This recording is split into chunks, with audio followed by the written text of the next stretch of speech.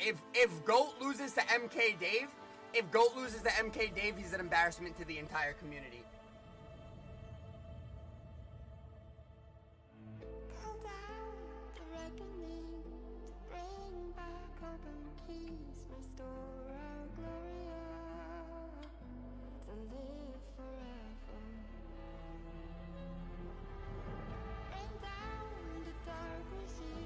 GOAT of MMA did the work that he needed to.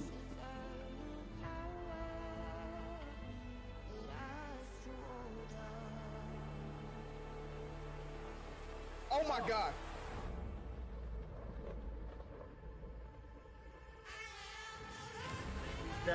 Oh my God. Back here again.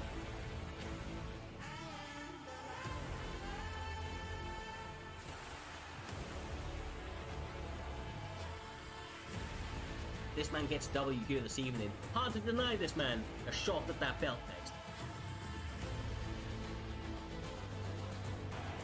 Okay. Oh my God! That was a vicious overhand with vicious intent. Landed. Crazy. Oh. My goodness. Oh, God, he folded him like a chair. Oh. If your size, am I right? Man, Dave looking for the finish here. And he gets there.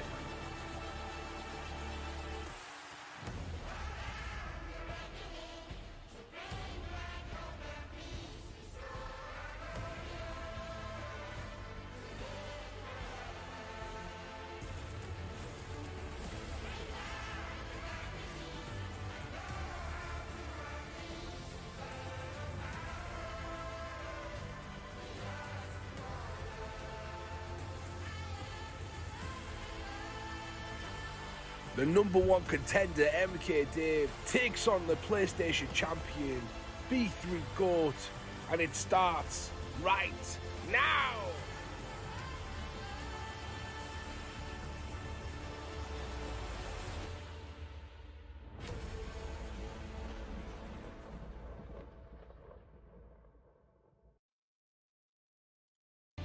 What is good, you beautiful bunch of savages? Primetime is back in your life this Saturday with all of your virtual violence needs.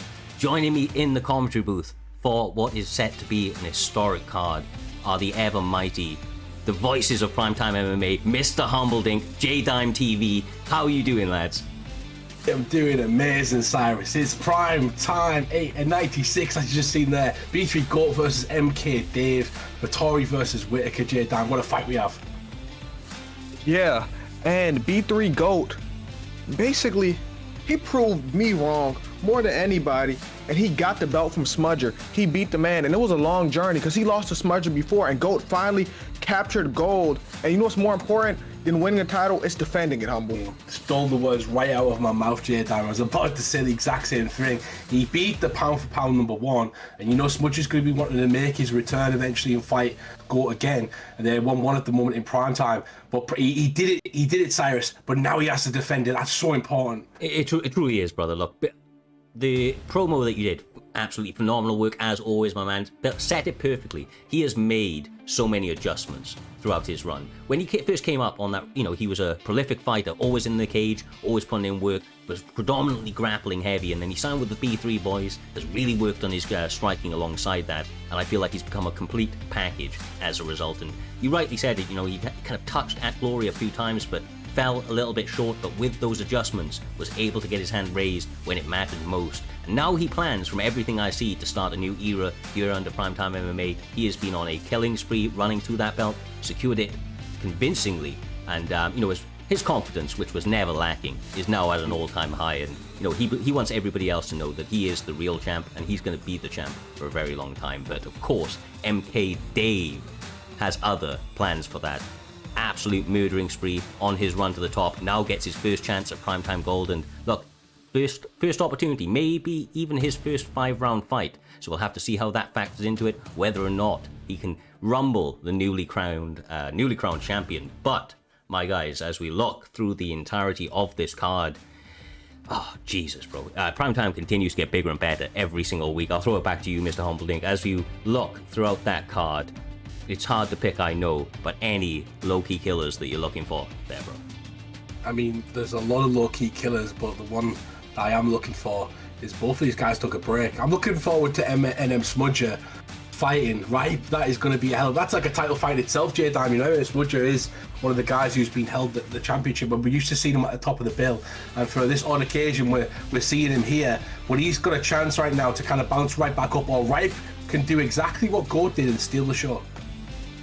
Yeah, and Ripe's a really good player too, but for Smudger, he'd have to make some adjustments because he's been fighting 5-round fights for so long. This is his first non-title fight since it's been a couple seasons, Humble.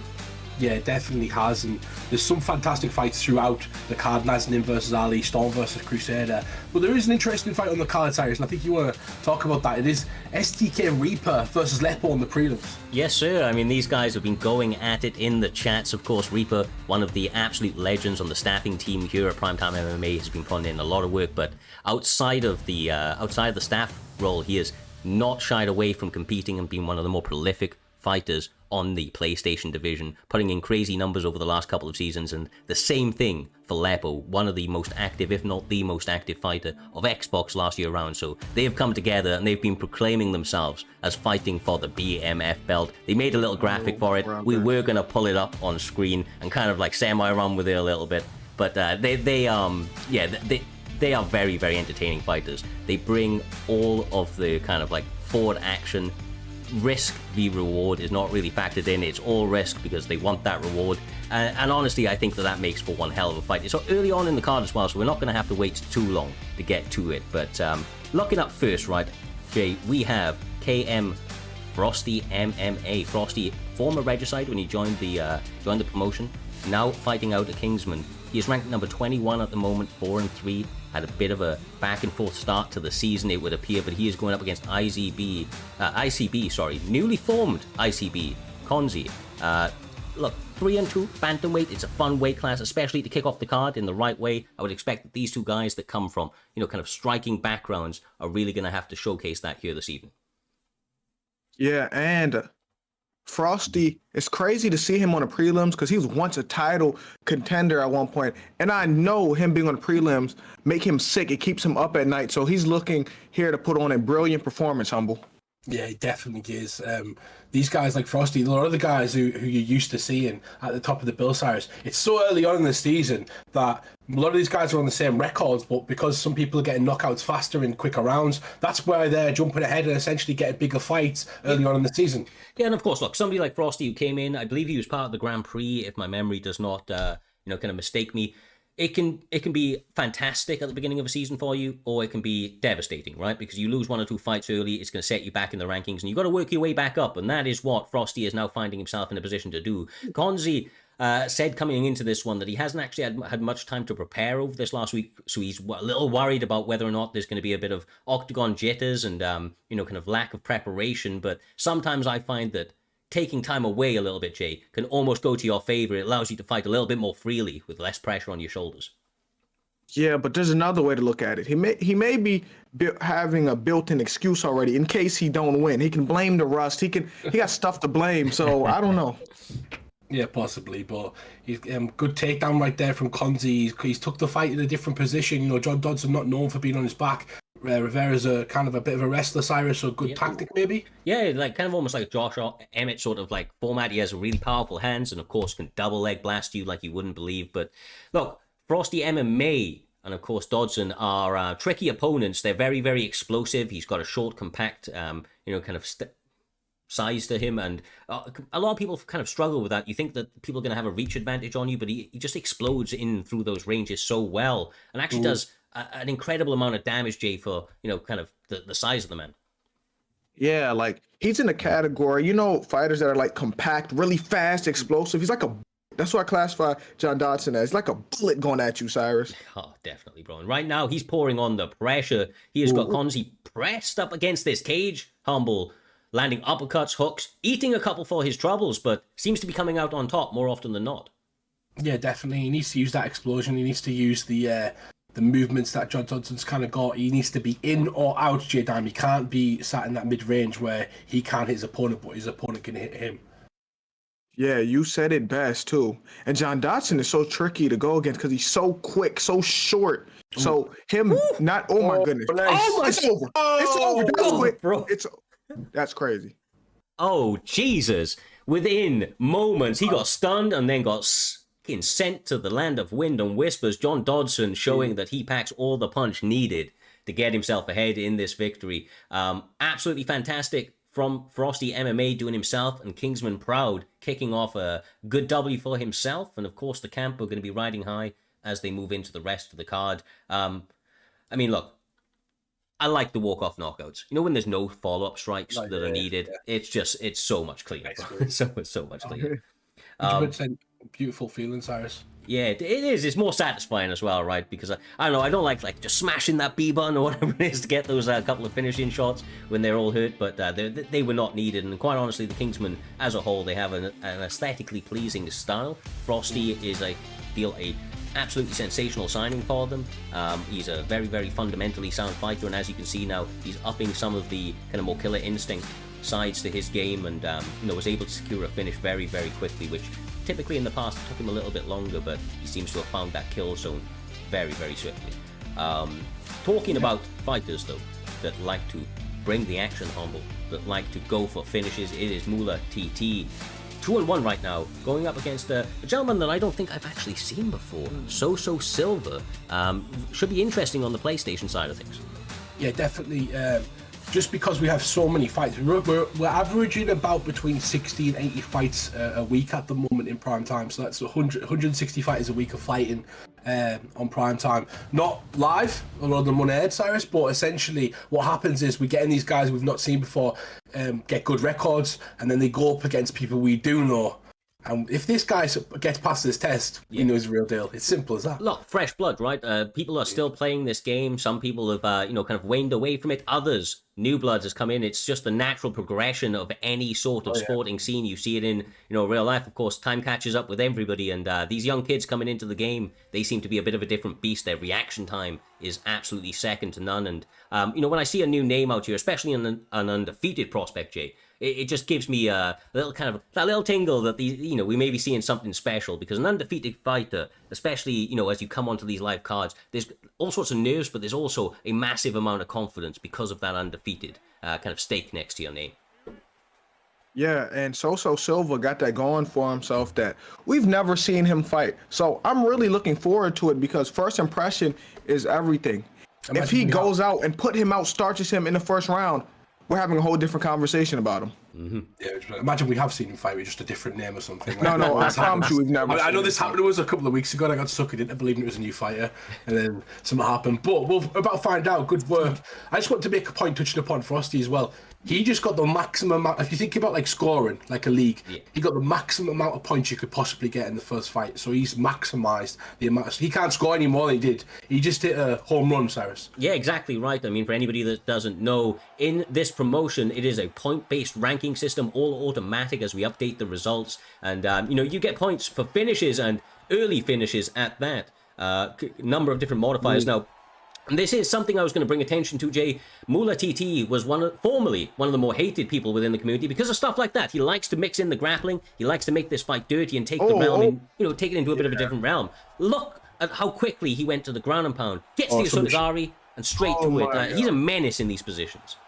Yeah, he definitely is. Yeah. He's going to get out of this, but Mma has a lot of confidence that he can do whatever he wants to this kid on the ground right now. Yep. He does, and this is what I was going to say. Mma turns novices into mincemeat, essentially. So if you have any holes in your game, he will exploit them. He will check them, and if you do not know what you're doing from that position, it's going to be a long night, Cyrus. Look, there are styles, right, that are made for OWC. There is styles that are made for a competitive scene, and then of course you have the other side of it as well. But I feel like he's got like an OWC style that's been adapted for competition. He still goes for that every single aspect of mixed martial art. He mixes in the clinch, so the Garis. Nice.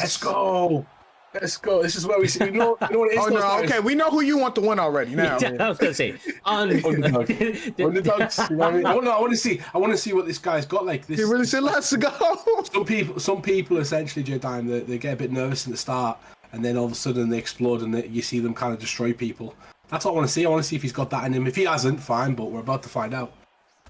Yeah, he got that orthodox counter in him too that we see sometimes. But here's the thing. Ooh.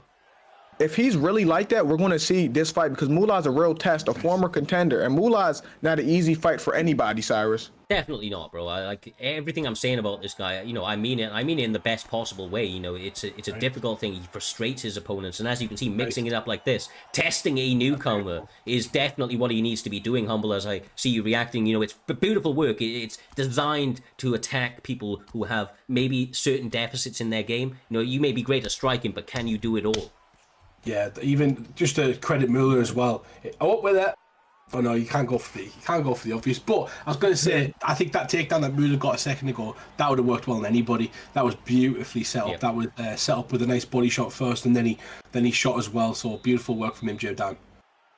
Yeah, and somebody in the chat said it best, or I don't know if he meant it like this. Mullah is a gatekeeper in a way. Like if you if you want to be a future champ, I feel like you got to go through Mullah. He's a test you have to go through. He's not a bad gatekeeper though, but he is what he is. I know what you mean, and look, Muller is gonna, you know, he's a fighter, he's gonna take that shit personally, right? So he doesn't want to believe that he's just a gatekeeper, because I don't think that he necessarily. But that's the role he has found himself in recently, getting some losses, getting some wins, right? And obviously he wants to build back upon that. He wants to kind of put it all in our face right here and just say, look, I ain't no gatekeeper. I'm running for that belt, but he needs to get big W's. And right now, So-So, for my money, Humble, is doing some good stuff. I mean, he's getting tagged, he's getting tested, but he seems to be answering in the correct way. Yeah, people call Glover Texiera a gatekeeper. People call Jan a gatekeeper. That's all I'm saying. There's people who've called gatekeepers who've won championships, and Muller is no different. He could try and win those as well. Okay, I got a counter to that. I knew it. I have a counter to this, Humble. He's neither of that. He's neither of those two. But Mullah's a good player, though. What's Jay's personal issue with Muller, by the way? Jay's been savage all day, bro. I've loved it. That's great. Personal issue. Look, I feel like Muller's honestly getting motivated by this, if anything. He's been chipping away at that head health. Almost gets spin kicked to the face, though. So trying to be anything but that. He is honestly looking, like I said, really fundamentally sound. I like the body work. It's going to make some of these grappling exchanges a little bit more taxing over the long run, if he survives, of course. Oh, this bad. He's in a crucifix now. Oh, my. I think Mullah heard what I was saying, and he's trying to destroy him. The best way to show him up, Mullah, just do what you need to do with this guy. And then Jay Dan starts being quiet. That's all I'll say, Mullah. Your actions speak louder than the words. Nice work again. He's got that crucifix. He's starting to like bloody up the nose, Jay. It's going to be over. Yeah. And it's not going to be over. He has to survive, but he's in a horrible position right now. He's bloodied. His face is bust up a little bit. I think Zabit is wearing some of the damage as well, of course. But, you know, it's just not getting any better for him, Humble. Continually chopping away at him. This is a beating. This is frustrating. He's done better than me. I'd have quit by now. Oh my gosh, you would have quit? Yeah, I would have let him have something. Nah, he is showing him his levels though, Humble. He is showing him right now. Yeah, I know, but it's like almost a feeling of you don't know what to do. So it's too it's a rough beating, Cyrus. Yeah, no, for sure. And they are starting to add up very quickly. And he gets the finish. It's over. Good. I'm telling you, Mullah said, "I am not a gatekeeper. I am here to contend for this belt." He wants W's, he wants finishes, getting those extra points, as we spoke about a little bit earlier on here, Humble. That's going to go well for him as he tries to build forward. Now 5-3 in this season. Still early days, and of course, we've seen some of the best runs. Back in the day, Trixie went 0-2, ended up finishing up that season like 21-2. So look, it's more than possible, bro. It's more than possible, you know. You give that guy in the first round, well, with there? Second round. I guess one of the judges gave that guy a round. I don't know. He won a round. I think he might have, bro. He might have. I don't know. Look, fun ass fight. Second one already in the bag, and of course, the next one up is what is known as the self-proclaimed BMF title is on the line. They are ready and raring to go. I believe it's going to be Conor McGregor up against Jorge in lightweight. Of course it is, bro. Of course it is. I mean, these guys, if you've been following Primetime MMA for any length of time, or really, to be honest with you, any kind of esports community out there on this game, these guys are active throughout, and they bring those hands, bro. They look to throw leather, they look to do it early, they don't really find much of a feeling out process, as you well know, Humble, and that's going to lead to one hell of a fight, fireworks from the start. 100%. So what they're both saying by that statement that Cyrus just said, and these are the Matt Browns and Donald Cerrone's of primetime, J-Dan. What you mean by that? Long, active fighters who are good fighters, and they could get up there, but they're just game to fight anybody. Yeah, all right, this is what I will say about this self-proclaimed BMF fight right now. I'm going to give compliments here. These two, Lepo and Reaper, are two fighters. Listen, they may not win most of the times, but they always show up to fight, and they will fight anybody, win or lose. So I'm gonna give them that. Reaper has never backed down from a challenge. You can beat Reaper up to a bloody pulp, and he's still gonna show up the next week to fight.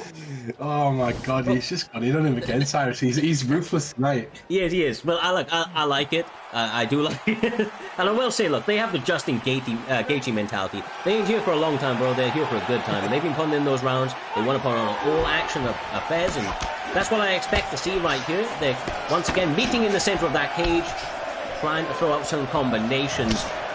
There's going to be a healthy amount of respect from both guys as well, I'd imagine, here, Humble. I want to see fight of the night. I want to see fight of the night right now. If these two are telling me that the BMF titles self-proclaimed, I want to see the fight of the night, J-Dan. They're going to steal the show right now. No, they're going to just let it build up. This is going to be all-out war between both of them because they take this as a real title. They think this is the PT belt right here, this BMF belt. Like you can't win it, create one, right? Look, honestly, like Chael Sonnen, Reaper was bringing in that belt. He put it on the press conference table ahead of this event, and he was shouting from the rafters that he's already the BMF, and he's just going to push away Lepo on this attempt. But obviously, Lepo is a hungry man. He has not secured primetime gold in the past. He believes that the BMF belt may be the first steps towards something of that ilk, but these guys going a little wild to start us off, Jay. Yeah, and who knows? If one of them win this fight, it may give them the confidence they need to go on a big title run. This is the start right here. Jesus, man. This is it's a good fight so far, but they're both kind of... I think they're a bit shy, Cyrus. They're a bit shy for me. Yeah, I mean, this is actually considerably more conserved than what we have seen from the past from these two guys. And like I said, I think it's because there's a healthy respect from them. Both they know that, they're not fighters, whoever standing across from them, are not guys that generally shy away from exchanging in the pocket. So they're trying to be more tactical, and we'll have to see whose advantage that plays to. Yeah, we do. Nice kick to the body back from Reaper. Reaper really trying to point spar at the moment. I want to see either fighter kind of utilise the pocket a bit more, J-Dan, bit of dirty boxing, bit of clinch work if you need it as well. Make it dirty. Yeah, but I don't think Reaper want to do that. I think Reaper is trying to pick him apart. I think this is composed Reaper right here. I don't feel like it's BMF, do you? No, I think they care about winning or losing too much. Stand in the middle and brawl right now. I want overhands for days. That's all I want to see. Overhand uppercut. Oh, that was lovely from Reaper, though. Little stutter step to the side counters him with a 3-punch combination as well. Look, there's a lot of danger being presented here. I honestly feel like Reaper, I can't see his stats, but he seems to be getting the better of the exchanges for my money. Those counters have definitely kind of starting to add up, and look at the way that he's managing range. I think he needs to be tested, Jay, to be honest with you. This is a lot more of a focused Reaper than we've seen it, quite honestly, in the last couple of years. He's just incredibly focused here.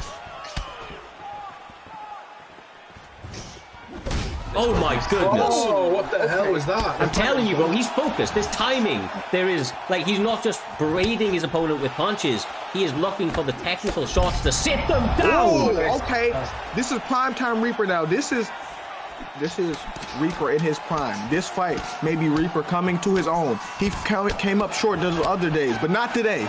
Not today, J-Dan. He landed some good combinations right there. And he needs to essentially keep that up. From the offset, he did well to time his opponent. It was good. It was a good technical performance. I'm looking for something slightly different, just because that's what's been advertised on the tin, Cyrus. But it's a good technical fight, and I think Reaper's doing a good job. I'm not going to lie to you. I think this might be the best Reaper we've ever seen. I know everybody we were expecting something else because of the BMF stake in play, right? But he is turning up incredibly laser focused. You know, the way that Aldo just set up, that Connor set up Aldo in that first fight, just all timing, everything. That's what he seems to be going for. He knows that Leppo eventually is going to have to engage with him in some sort of brawl-like fashion, and he's looking to capitalize on it, or so it would seem. We saw a little bit at the end of the last round from Leppo, and I feel like that's the part of the victory for him as well, Humble. He needs to get in his face. He needs to bring out the part of Reaper that likes to throw those hands and get a little bit wild in the cage. Yeah, you need to call him something. You need to kind of go him into essentially a sort of barn burner right there, because he'll make mistakes. And that's exactly what Leppo did. Leppo needs to get in his face, make it do you know what I always do with Reaper to get him angry? I just need him a bit. I need him a bit. That's crazy. He ain't needing shit right now, though. He needs more than knees. He needs knees, elbows. He needs all of that right now because Reaper is on one right now. He's got a head as well, so it's difficult when someone gets a head to kind of irritate them, because we know that it can take a few knees to the body and we know they're not going to get damaged immediately. So. Oh my goodness. Body rip. Looks good right now. Hey, this may be the best Reaper we've seen. Like, and I know it sounds like we just saying it, but Reaper looks good right now. He got caught though a few times. He has, right? But it's just... Yeah, but it's Reaper. You expect him to get caught a few times. He's getting caught, kicked over. He's lost. You think he's lost now? Yeah, you know, we're only 2 minutes into the second round, so you may not be wrong. There's a lot of time still left. There is a lot of time. Because let's be straight up, right? What's failed Reaper in the past is sometimes he gets a little bit too caught up in the moment and starts exchanging in ways he shouldn't.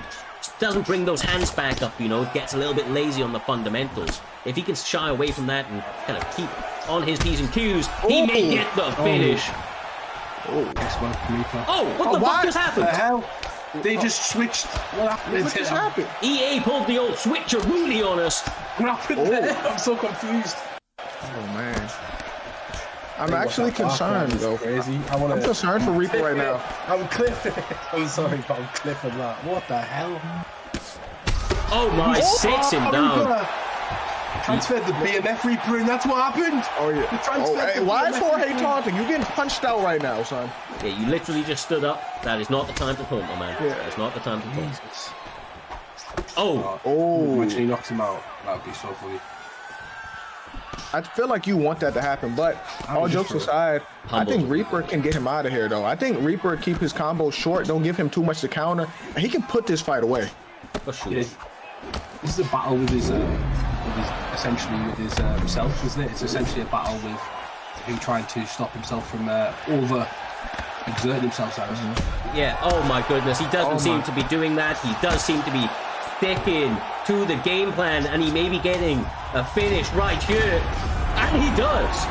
Absolutely, technically, almost perfect from Reaper. One of his more technical performances to date was dialing back the inner fire within him to get the result here this evening, and now he's proclaiming himself, I believe, in the chat already that he is the BMF. I'm sure that he will be mentioning that each and every time he fights now, and somebody's going to have to take that away from him. But look, if that's the extra focus he needed, if that belt that they made up is the extra focus that they needed to bring out the focused Reaper, then I'm all behind it, because that was a different style, Jake. That was a different style from what we're used to seeing. Listen to me, Reaper looked good. He actually looked great today. That was Reaper dialed in.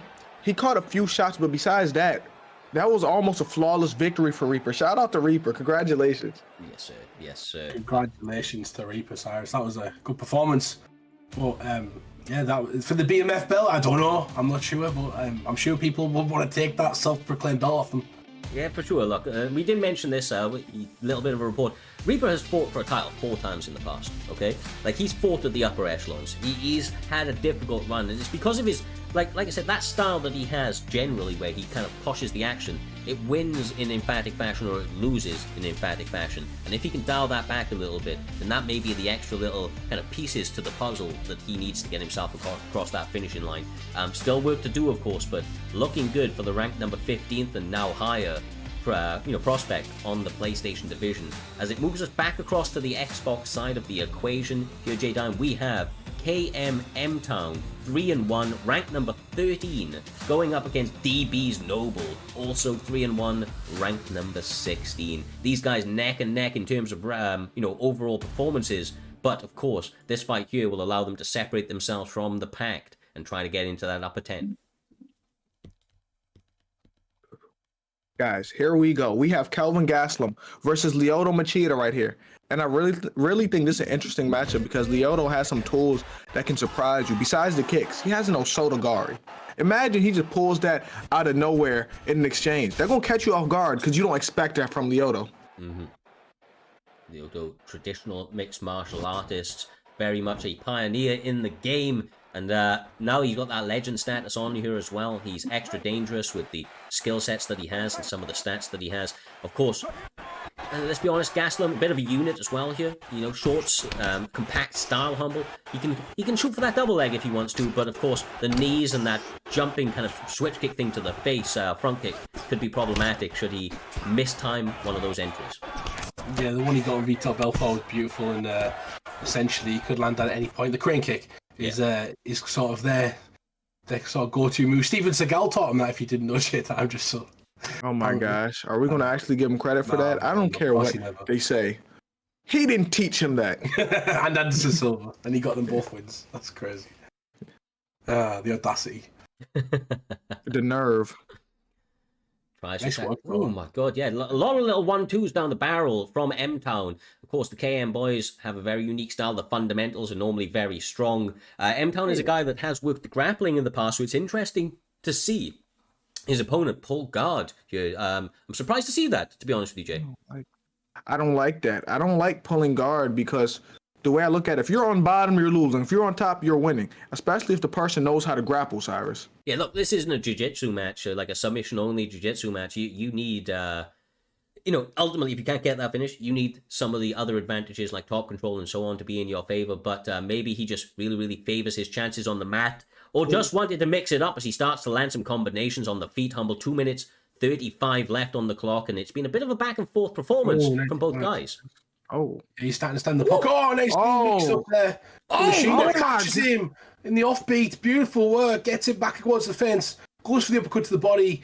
And good little sequence of combination there, Jordan. He did not want to uppercut him to the body. He wanted to also to go. Oh my god, man. Oh my god. Hey, this match may end soon though, Cyrus. Yeah, M-Town's finest looking sensational here. We're talking about standout performances. One guy really, turning up here this evening. That seems to be the storyline that is building throughout Primetime 96. M-Town finest, a man that has done a lot within Primetime MMA, but seems to have somehow, some way, taken levels to, forward again. But he is up against a game guy. As we see, DB Noble making it a little bit dirty, taking him down when, he was starting to get tagged up pretty badly on the feet. Nice. Yeah, definitely. Go on, Jet. All right. I was about to say, okay, I don't know what I was about to say at this point. You got it, Humble. I forgot everything. I don't know what I was going to say, even, I think I'm drunk today. That's why I passed it. But anyway, the fight's been a great fight. Oh my days, beautiful work from M-Town. I was about to say he's had the bigger sort of shots, he's had the bigger combinations, he's had the bigger moments in this fight so far, and he continues that unorthodox sort of madness at the moment, Cyrus. It's doing really well though. Yeah, for sure. Look, DB Noble mixing in the grappling is massive in this fight, but the way that M-Town's finest is using his fundamentals to set up everything in this bout has been truly beautiful to behold. Obviously it's given Noble so many problems, who is traditionally a guy that likes to get his boxing working, but of course the kicks continually keeping him at range, and like I said, that knee making the takedown a little bit more difficult, and means that he has to time it perfectly, Jay. This for my money it's M-Town's fight to lose, and practitioner, also known as DB Noble, needs to make some adjustments to get ahead in this one. Yeah, I think he's also having problem with the range too. So he has to get in boxing range somehow so he can set up his takedowns. He hasn't had success with his hands much, so it's tough for him to set up these takedowns too, Humble. Yeah, he needs to be in or out, like we talked about earlier on. He's fighting somebody who fights that mid-range really well and can kind of set up the out so you can miss shots from the outside as well. So you have to kind of close a bigger distance, and you've got a lot more things you can walk into. So he's got to get it to the ground. He's got to clinch more. Clinching, a lot of people don't. He can't clinch anymore. He's getting beat up right now, Humble. Oh, and there we go. One mistake. Edge! He fucking throws the spear out there. Perfectly timed, capitalizing on a bit of a overzealous moment from M-Town's finest. Now finds himself in this side control position, which has been pretty dominant over the course of UFC 4, but So far, so good as he works his way back to half guard, and now the submission. Yeah, it doesn't look like he's going to get it, though. It's not like a strong submission in itself, J-Dam. You've got to almost be perfect with this to kind of get it. But you don't end up in a worse position. That's what's so important with this one. You can only end up in guard, and that's still not too bad. People are willing to sacrifice that. Yeah, and he's just learning his pattern, too. And he needed this. He has to take advantage now that he's on the ground because Lyoto got carried away, and that's the only reason we even got here, Cyrus. For sure. Oh, that was beautiful. Yeah, reversed it very, very cleanly. Now finds himself in half guard. I wonder if he'll decide to separate or work the position. Either way, I think is good for M-Town's finest, who is having a very, very good performance so far. With a minute 50 left on the clock, of course, it's all on Gaslam to get some changes. What would you like to see different on the feet to avoid some of these kicks out here, Humble? Like I mentioned earlier, you've got to be in or you've got to be out. So he's got to be dirty. Like he's got to. I'd be kicking the legs if you can't get in there. You know, you got to kick the legs, slow your opponent down, slow the movement down, and then set up your takedowns like he is now. But if you're inside, that's where you've got to be dirty. You've got to use your knees, your elbows, and kind of your pressure box. And it's just difficult against Leo Machida when you've got little stamina as well, J-Dan. Yeah, and the problem is there's no, oh my goodness, he can't even win here either. There's no variety of looks here. It's kind of, we know what he's going to do, straightforward, go for the takedown. So there's no way for him to enter the pocket in an efficient way right now, Humble.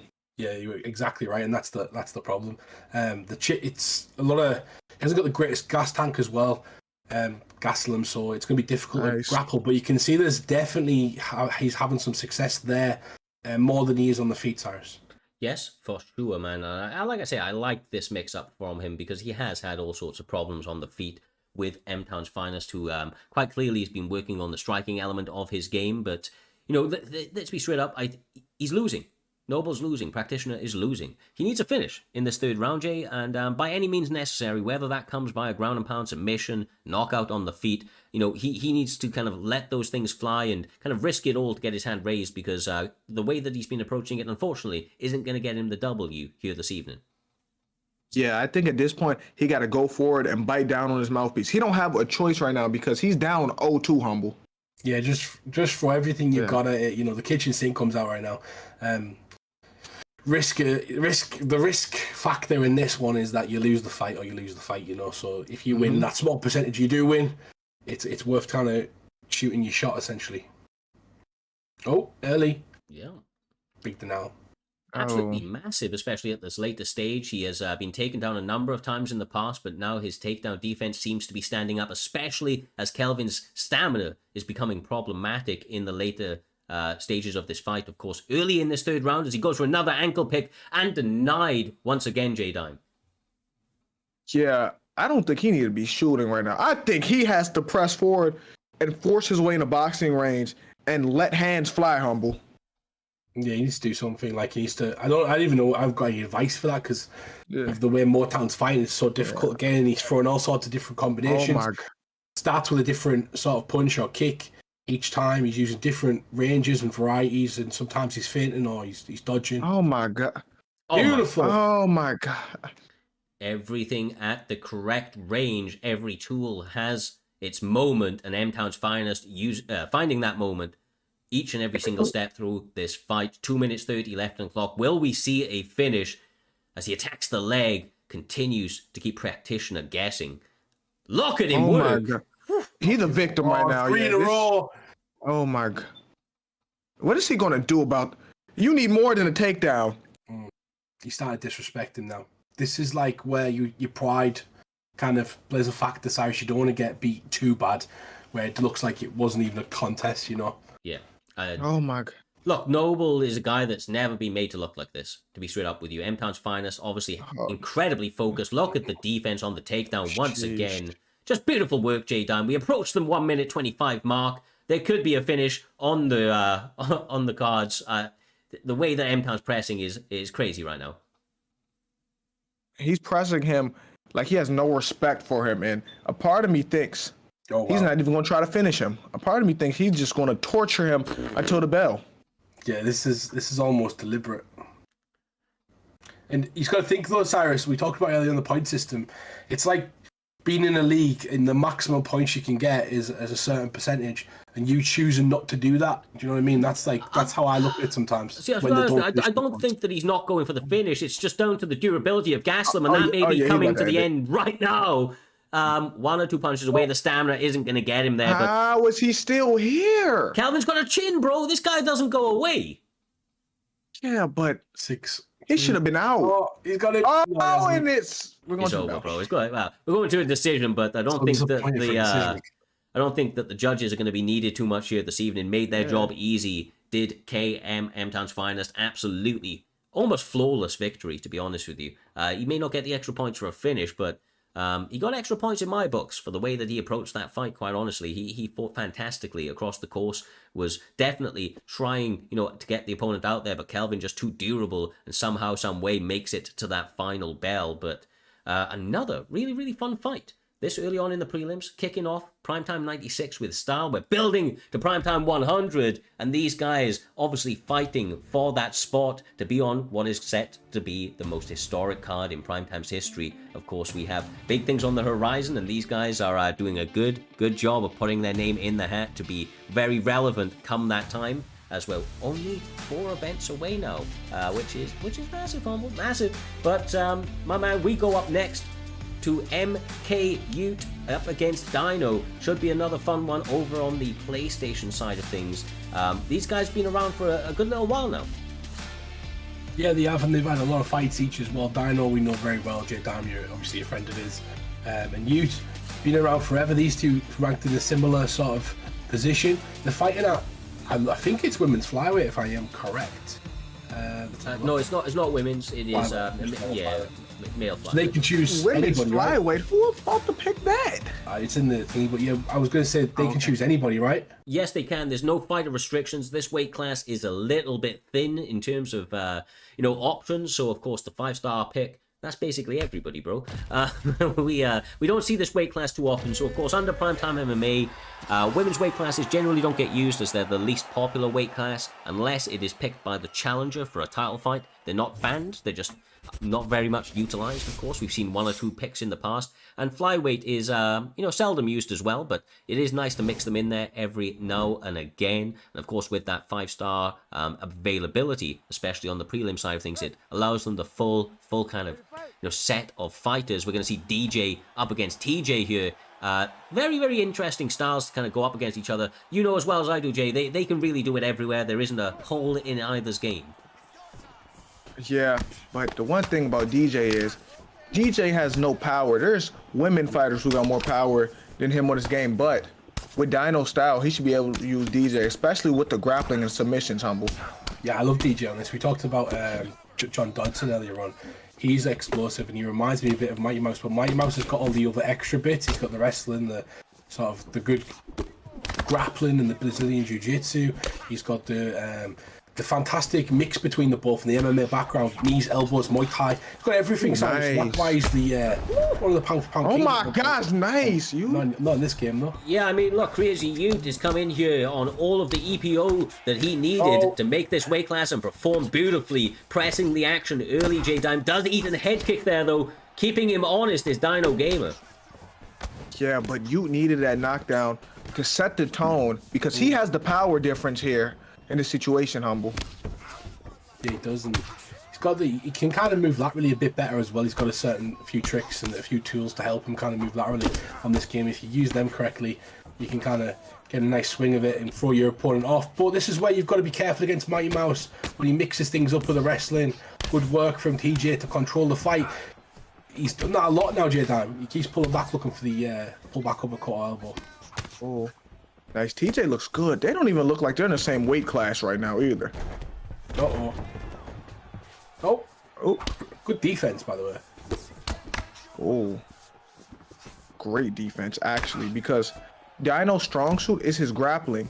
And if you can deny these takedowns, Ute has the advantage on the feet, Cyrus. Yeah, exactly right. You can see that, oh my goodness, the way that he's putting the shots together is giving Dino Gamer all sorts of problems. That knee did interrupt him momentarily here, Humble, but for my money, on the feet, it does seem to be almost one-way traffic for Ute. Yeah, he's doing really well. He's surprising Dino. I think Dino's wasn't expecting this sort of this fight. He doesn't look himself on the feet at the moment from when I played him, Dino, but at the same time, Yute's doing a great job catching him when he needs to catch him. He's done that pullback 3 or 4 times now. I'm expecting you to kind of pick up on that, Jay. Yeah. Oh my goodness. Oh, nice. And here's the thing. It's tough for Dino in this fight because he's already been dropped. And TJ has the power advantage. It's not like Mighty Mouse has 1 punch power. Yeah. He has to get it. He has to do something at this point, Cyrus. I mean, throwing up that head kick, I think, because he's got some really nice kicks. He doesn't have elbows or any shit like that, but mixing in some That's of so those head crazy to me, though, that he doesn't have elbows. The most complete mixed martial artist on the fucking face of the planet cannot throw an elbow on UFC 4. It is pretty crazy, but they did him a little dirty, but he is getting tuned up a little bit here on the feet. What do you think, Humble? We're early in the fight. Takedowns, maybe, from DJ. Do you think that's enough here? Because the pressure is quite a lot, and the stamina is becoming a bit of a problematic even without that grappling.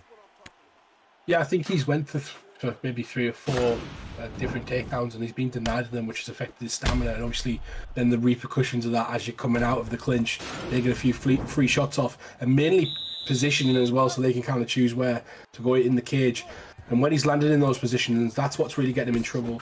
So for me, Dino has to focus on his movement. He's got to focus on not being in front of TJ when TJ wants to strike, and concentrating on a body part, maybe something like leg kick, something that he can kind of land and build a sort of attack on that's going to make you worry about, and then he can predict shots that way. Nice front kick. That's a little bit better from Dino Gamer. Times it and tries to shoot the double leg afterwards, but Crazy Ute has takedown defense to be desired. I mean, honestly, lights out so far. Stopping, I think, every single one of Johnson's takedowns, Jay. Ooh.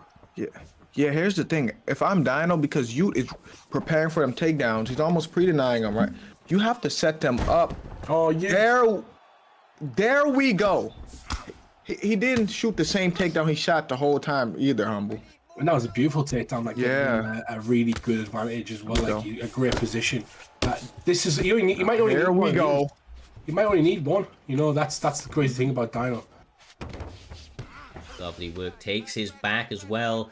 Back in the realm that he feels most comfortable, trying to make Crazy Ute work in every one of these positions, even attacking the body, trying to build up some of that overall body damage, but as you can see, staying active in his traversals as well as he moves from position to position. No RNC here, but he does have an armbar, I believe, as well, DJ. Is that right, Jay? I'm pretty sure he has an armbar here. Yeah, he does. He has, I see it. Yeah. And he has to. He's DJ. He's the most complete mixed martial artist on the planet. He's actually got an armbar when he goes to throw people from back as well, so you can do an armbar mid-air, which is a lot of people. I've never actually seen people do it on the game, but you can do it. Yeah, so I don't know. You can do it. Yeah. I knew you could on 3. I don't know if you can on. I've never seen do it on. I'm 100% sure they release something with it. Maybe I'm wrong. Tell me in chat if I'm right, but I'm sure you can do like a. Maybe I'm thinking of 3, so I'm that old, Cyrus, you see. Yeah, no, bro. I mean, that's when I was good at the game, you know? That's when I was good. Maybe I'm thinking back to I'm getting that, the mind's going again, playing tricks on me. What if you can? Bum, bum, bum. Right, doing very nicely, trying to work these positions. You can see the blood starting to splatter on the mat as he got a number of beautiful elbows off from the side saddle position a little bit earlier on. He does get back to his feet, but not for long, Humble. Mat return here for Dino Gamer, sticking to the script. Oh, nice. Yeah, I just want to try that throw if he's got it. Remember, no, I'm joking. That was brilliant, Cyrus. He took him down really well. Oh, imagine if that armbar came out right there and I was right, but I am wrong. Got the back now, J Dime. He's going to try and attack the head or try and attack the armbar, maybe? There's not enough time. But here's the thing, though. Dino did way better this round because Ute had the advantage on the feet. Dino had the advantage on the ground. He's got to get it there. Ute was doing a great job, but Dino never gave up going for these takedowns, though, Humble. Yeah, 100%. He's done a good job. I was wrong at the start of the fight. I said he probably shouldn't go for them because it drained some stamina, and Cyrus mentioned that. And I said maybe striking and come up with some sort of strategy. But he got him down and he dominated that area. Dino knows his skill set better than any of us, and that's exactly what he's shown right there in that round number 2. Yeah, and the only problem is if he... Oh, I was going to say the recovery was fantastic. His stamina was pretty low at the end of that last round, but recovery was great. Head kick! Sits him down, J-Dime, and a knee to the face. Oh, yeah. This is what he needed. This is a completely different fight from the first round. The first round, it looked like Dino was getting dominated. Now, it's up to you to make his adjustment now, Humble. Yeah, exactly. That's it. But adjustments win championships, essentially, Cyrus, and that's what we see with the top players. We're seeing a great fight between two great players right now, doing their best to kind of adapt to each other's skill set. Beautiful work from Dino, and he's in the position he wants to be in. Yeah, loving what I'm seeing from Dino Gamer, taking this high altitude and making it work for him. He is putting Crazy Ute in all sorts of troubles, who was calm and composed at the beginning, but now the frustration seemed to be getting the better of him as he gives up his back. Oh, if he would have gave up back flight, it may have been over for him, Humble. Yes. It is. And he, it is. right when I say it. Oh. This might be it. This is a strong submission, but Yeah, it this deserves is to be strong. His defense. It's always tracking. It's tracking. It's getting close. He's going to throw strikes. Yeah, Oh, yeah, done. it's over, guys. It's over. This is over, fellas. This match is over.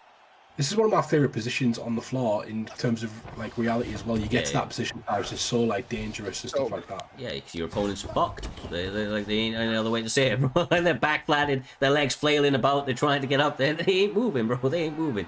Terrible spot to be in, diaphragm being pressed, neck being choked out, DJ using that absolutely perfectly after what was an incredibly difficult start to this fight.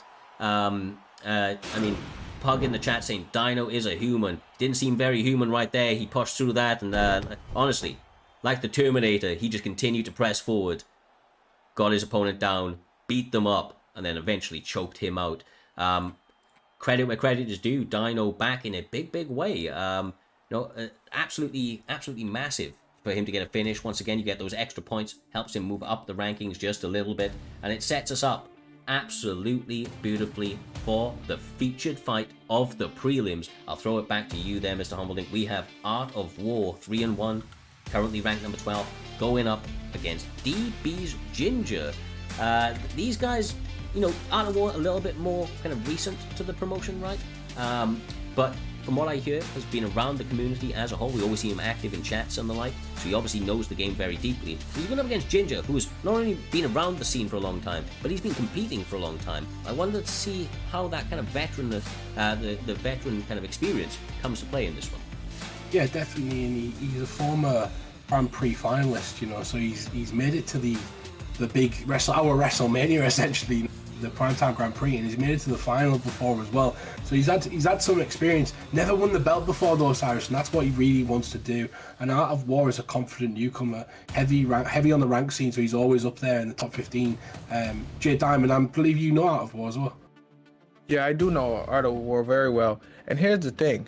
I like this fight between these two because this is personal here. Remember, Ginger was in Discord saying he woke me up at 5 a.m. He keep messaging me. This is personal. I'm going to, Ginger was talking crazy. He said, I'm going to whoop Art of War. Like, he said, not just once, not just twice, 3 times, Cyrus. Art of War rang him in the middle of the night and woke him up.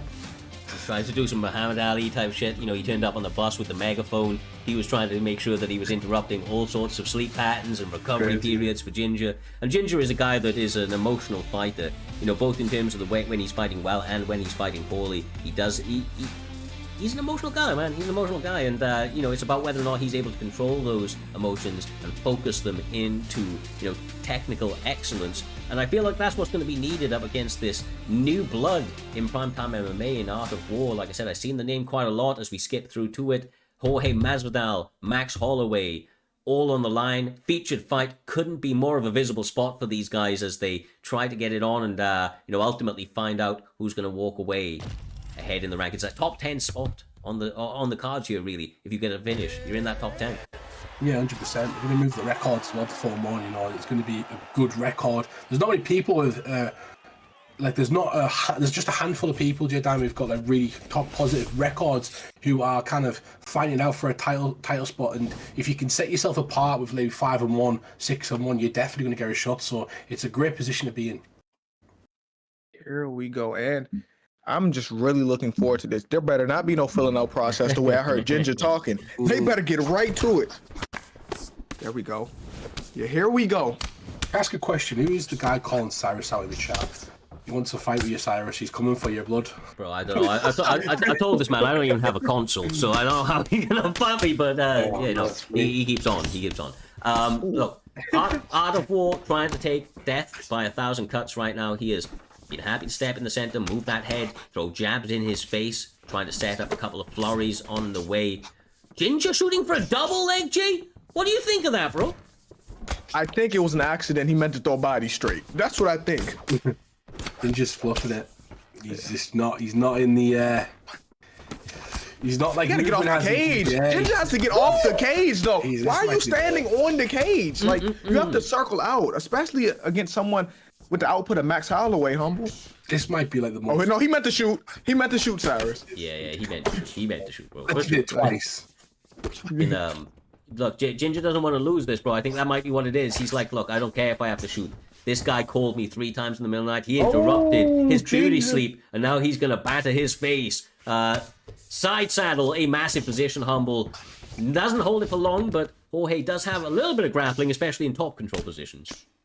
Yeah, and I think Ginger feels confident here that he can kind of take advantage, but Art of War obviously is going to be ahead of that, and there you go right there. There's now start coming in. He's going to start working his grappling advantage. He's just as good on the ground, if not better, so he's essentially trying to kind of do that. It's up to Ginger essentially to try and exploit this here, and I don't know if he can, J-Dan, but he looks okay. Yeah, if I'm Art of War, though, I'm just surviving because I've dropped him. This is my round. I just have to mitigate the damage that's being taken, Cyrus. Yeah, exactly right. And, every single round starts standing, and as we saw, Art of War on the feet was absolutely piecing Ginger up. So Ginger now on the mat, obviously he's going to be happy he's in this position, but he can't take it lightly, Humble, because he needs to put in work, try and finish the fight, or at least put his opponent in compromising position so, he's able to open something up in those next rounds. Because the Art's just thinking, if I'm on the feet, this guy's out. Like, it's done now. That's what he's thinking to himself. That's what he's definitely thinking. He'd be confident to get it back up in there. So I get put in this position a lot, and it is literally just coasting. It's kind of like, okay, well, you're landed taps, and we're moving a lot. But apart from that, damage-wise, nothing's really happening. So essentially, you can kind of cruise on your back, especially if you've got a lead, like J Dime said. It's actually something that you can't take too much damage. That's the key. You got to mitigate the damage, as Jay said. I was about to say he's about to take some damage. Yeah, all he has to do is mitigate the damage. This is his round, and I know Ginger's going to shoot next round, too, because Ginger figured out. There we go. Ginger said, maybe I can stand with you, too.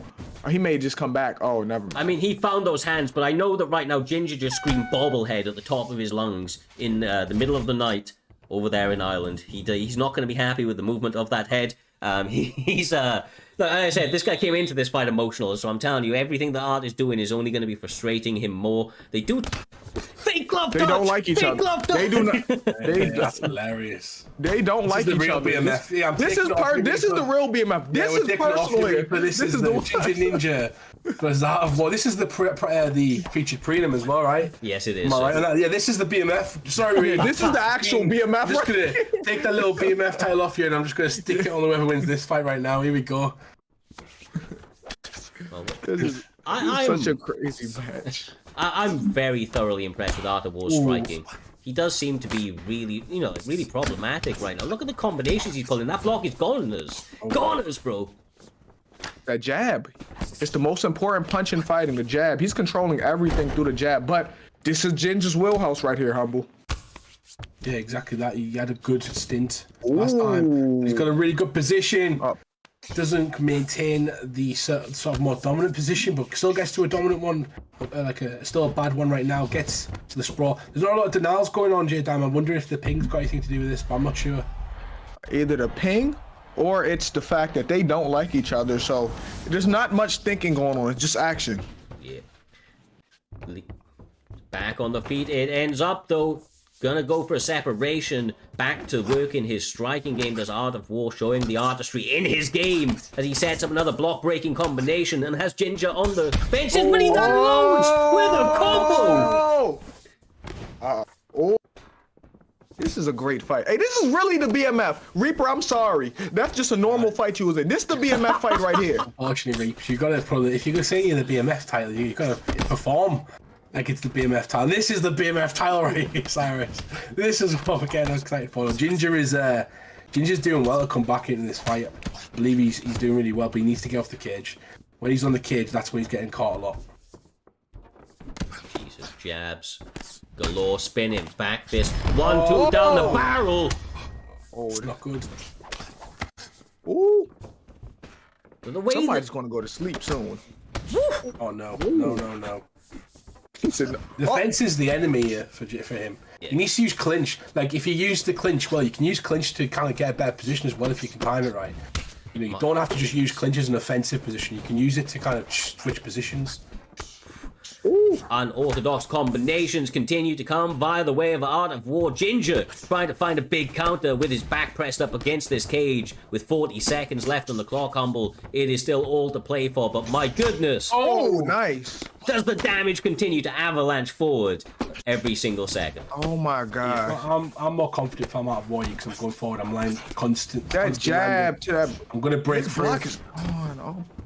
Everything Ginger was doing there for the last minute or so was all really crazy explosive combinations. Oh, he gets away with it in the end. Hey, this is a great fight right Who's here. winning? Who's winning? And with that, it's going to be Ginger won that round. He Yeah. landed 13 shots. 1-1. Let's go. Can This you is believe? I wonder who the chat's got. I know we don't have a betting guy on tonight. I don't think Doc's. Well, he's on. He needed a break. Oh, fair enough. So essentially, we don't have any bets. I do apologise, guys. But Here we you know go. you can put in the chat who you think's going to win because this has been absolutely crazy. The third round's going to decide it. The fight of the night for me so far, Cyrus. Brilliant work from both guys. Yeah, I'm loving what I'm seeing. It's exactly what we expected.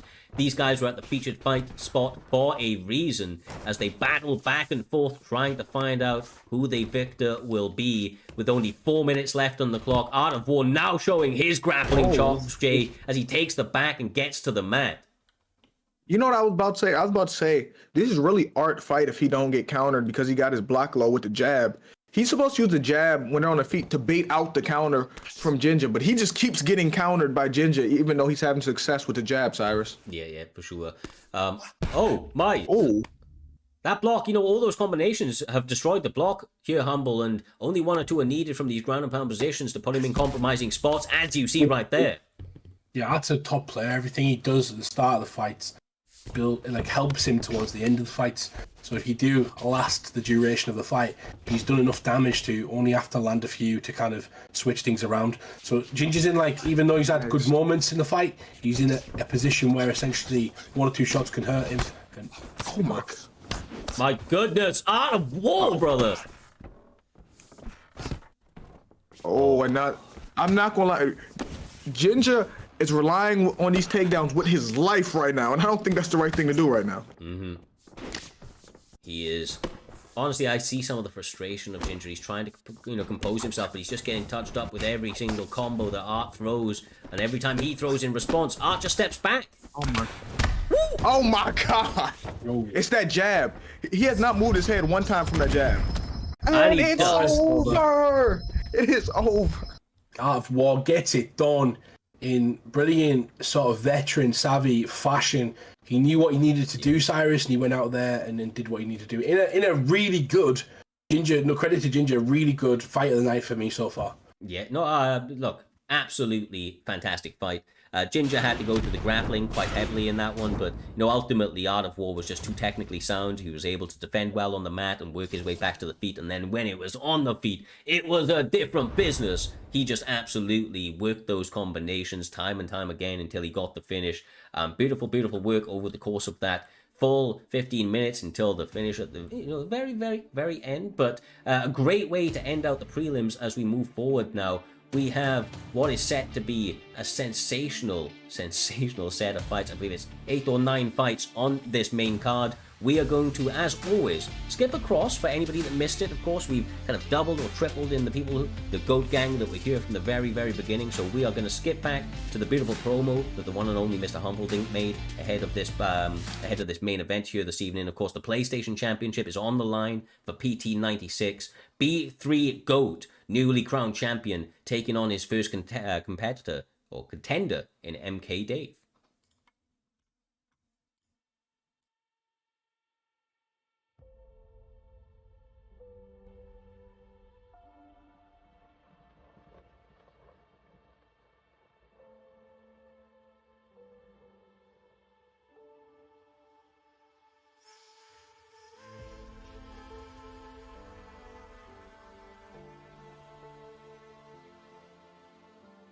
If Goat loses to MK Dave, he's an embarrassment to the entire community.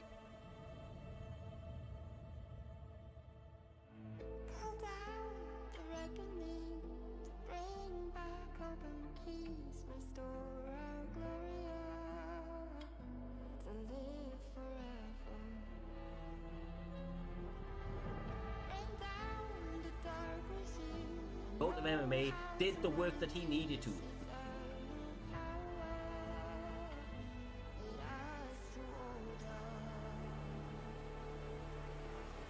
Oh my God.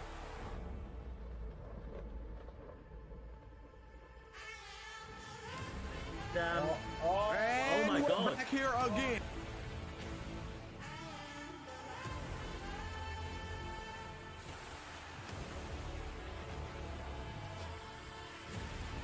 This man gets W here this evening. Hard to deny this man a shot at that belt next. Okay. Oh my God! That was a vicious overhand with vicious intent. Landed. Crazy. Oh. My goodness. Oh God, he folded him like a chair. Oh. Bend over. Oh, If you're size, am I right? Mad Dave looking for the finish here. And he gets there.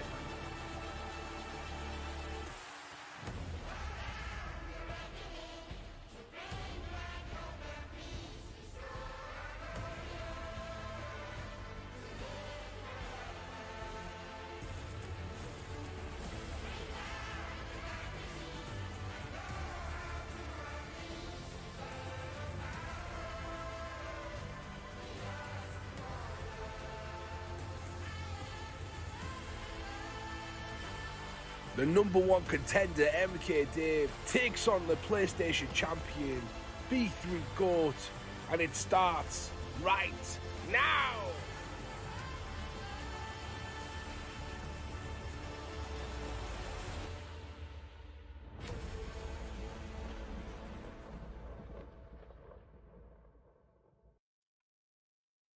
And what is good, Primetime? We are back, Primetime 96, with your voices of the Octagon here this evening. The one and only J Dime, Mr. Humbledink, and of course myself, Cyrez.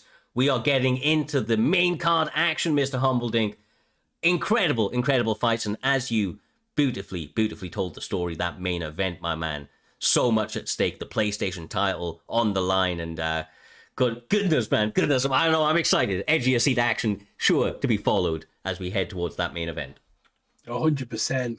GOAT is defending his belt for the first time after beating the pound for pound GOAT, Smudger. He's earned the belt, Cyrus. Now he's got to defend it. Now he's got to prove that he belongs here. And this is where the hard work begins. Exactly right, brother. Exactly right. One thing, earning that belt. Another thing, of course, keeping it and setting records, which is what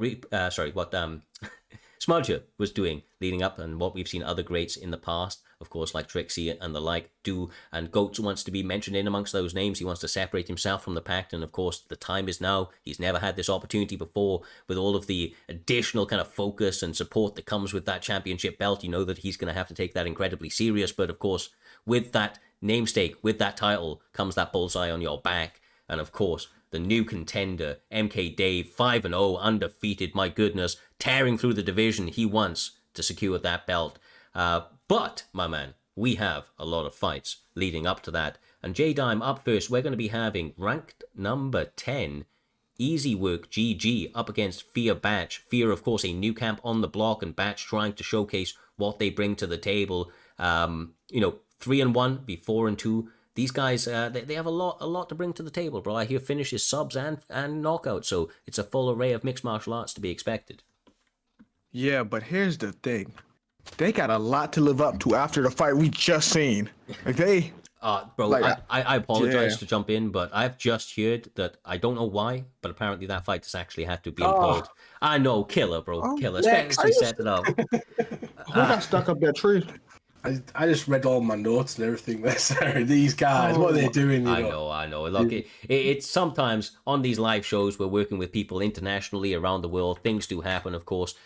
We do a very, very good job of making sure that the majority of fights go ahead, and if not, we have replacements. But of course, on such short notice, not going to be possible here this evening. So we will move on to the next one. It is going to be BFAP's Kante going up against KM Winter. Of course, the Kingsmen already fighting here this evening, securing some W's. Winter has been a breakthrough. Another guy, actually, that I believe came from Regicide, unless I'm mistaken. I believe he originally came from Regicide. So after the fallout of that, they made some really good signings, and I feel like Winter has been on a bit of a killing spree at the end of last season, and of course, coming into this one, 3-1, ranked number 9, looking to take a step up against a real serious name on the Xbox division, Humble. Beef Up Kante, been around for a long time now, and especially as of late, has been putting one hell of a run together.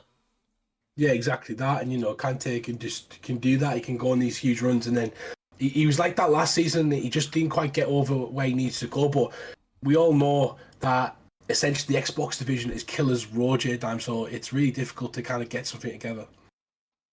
Yeah, the Xbox division is so deep because you got people like Trixie, who is known as the GOAT on Xbox, not even fighting in a main event or co-main event. He's still trying to work his way back up. Then you have Nas.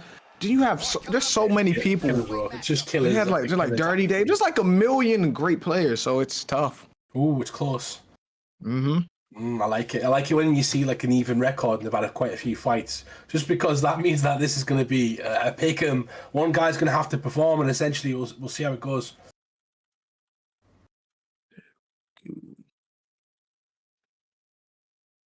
And without further ado, they touched him up. Volkanovski up against Conor McGregor, of course, now on this main card.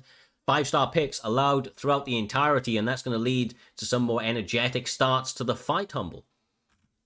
Here we go. Volkanovski goes for the takedown, and that stamina, J-Dime, it went down. It absolutely shot down real quick. That could have been a problem right there. Yeah, and I'm not going to lie. Conor denying that takedown may have been bad for him at that point, Humble.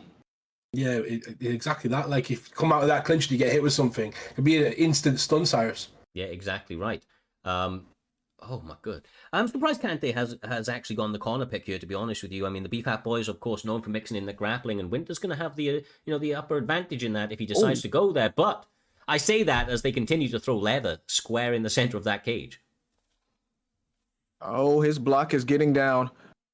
Like, when people jab your block, you gotta move your head because once your block is gone, I don't care how much health you got. It may be over, Humble. Yeah, you can't like. Oh my god! Oh, you can bait them. You can bait them. That's the way to do it. Oh, what? Nice work from Winter. I thought that was a bit of an experience. Well, not experience, but he got too excited. Cyrus, he threw too many shots there and got reversed. Yeah, exactly right. This is actually great now, of course, for Winter as he secures the first annihilate in the top mount. Ground and pound continues to follow absolutely non-stop. I love what I'm seeing, bro. I love what I'm seeing from Winter. This is definitely making it, a very difficult spot for Kante. But Kante does train with the likes of Dirty Dave in these positions, so I'm sure this isn't the first time he's been kind of seeing that ground and pound raining down upon him. Yeah, that's what I mean. Yeah, you are right. They've known for like his grappling, and essentially he's going to feel that every single day in the gym. Essentially, J-Dime. So he's going to have that experience there. Yeah, because he trained with them killers. He's seen adversity before, so this is not his first rodeo here. But it's a whole different fight than you just sparring in a gym. Will he make the adjustments he got to make now, though, Cyrus? Exactly right, bro.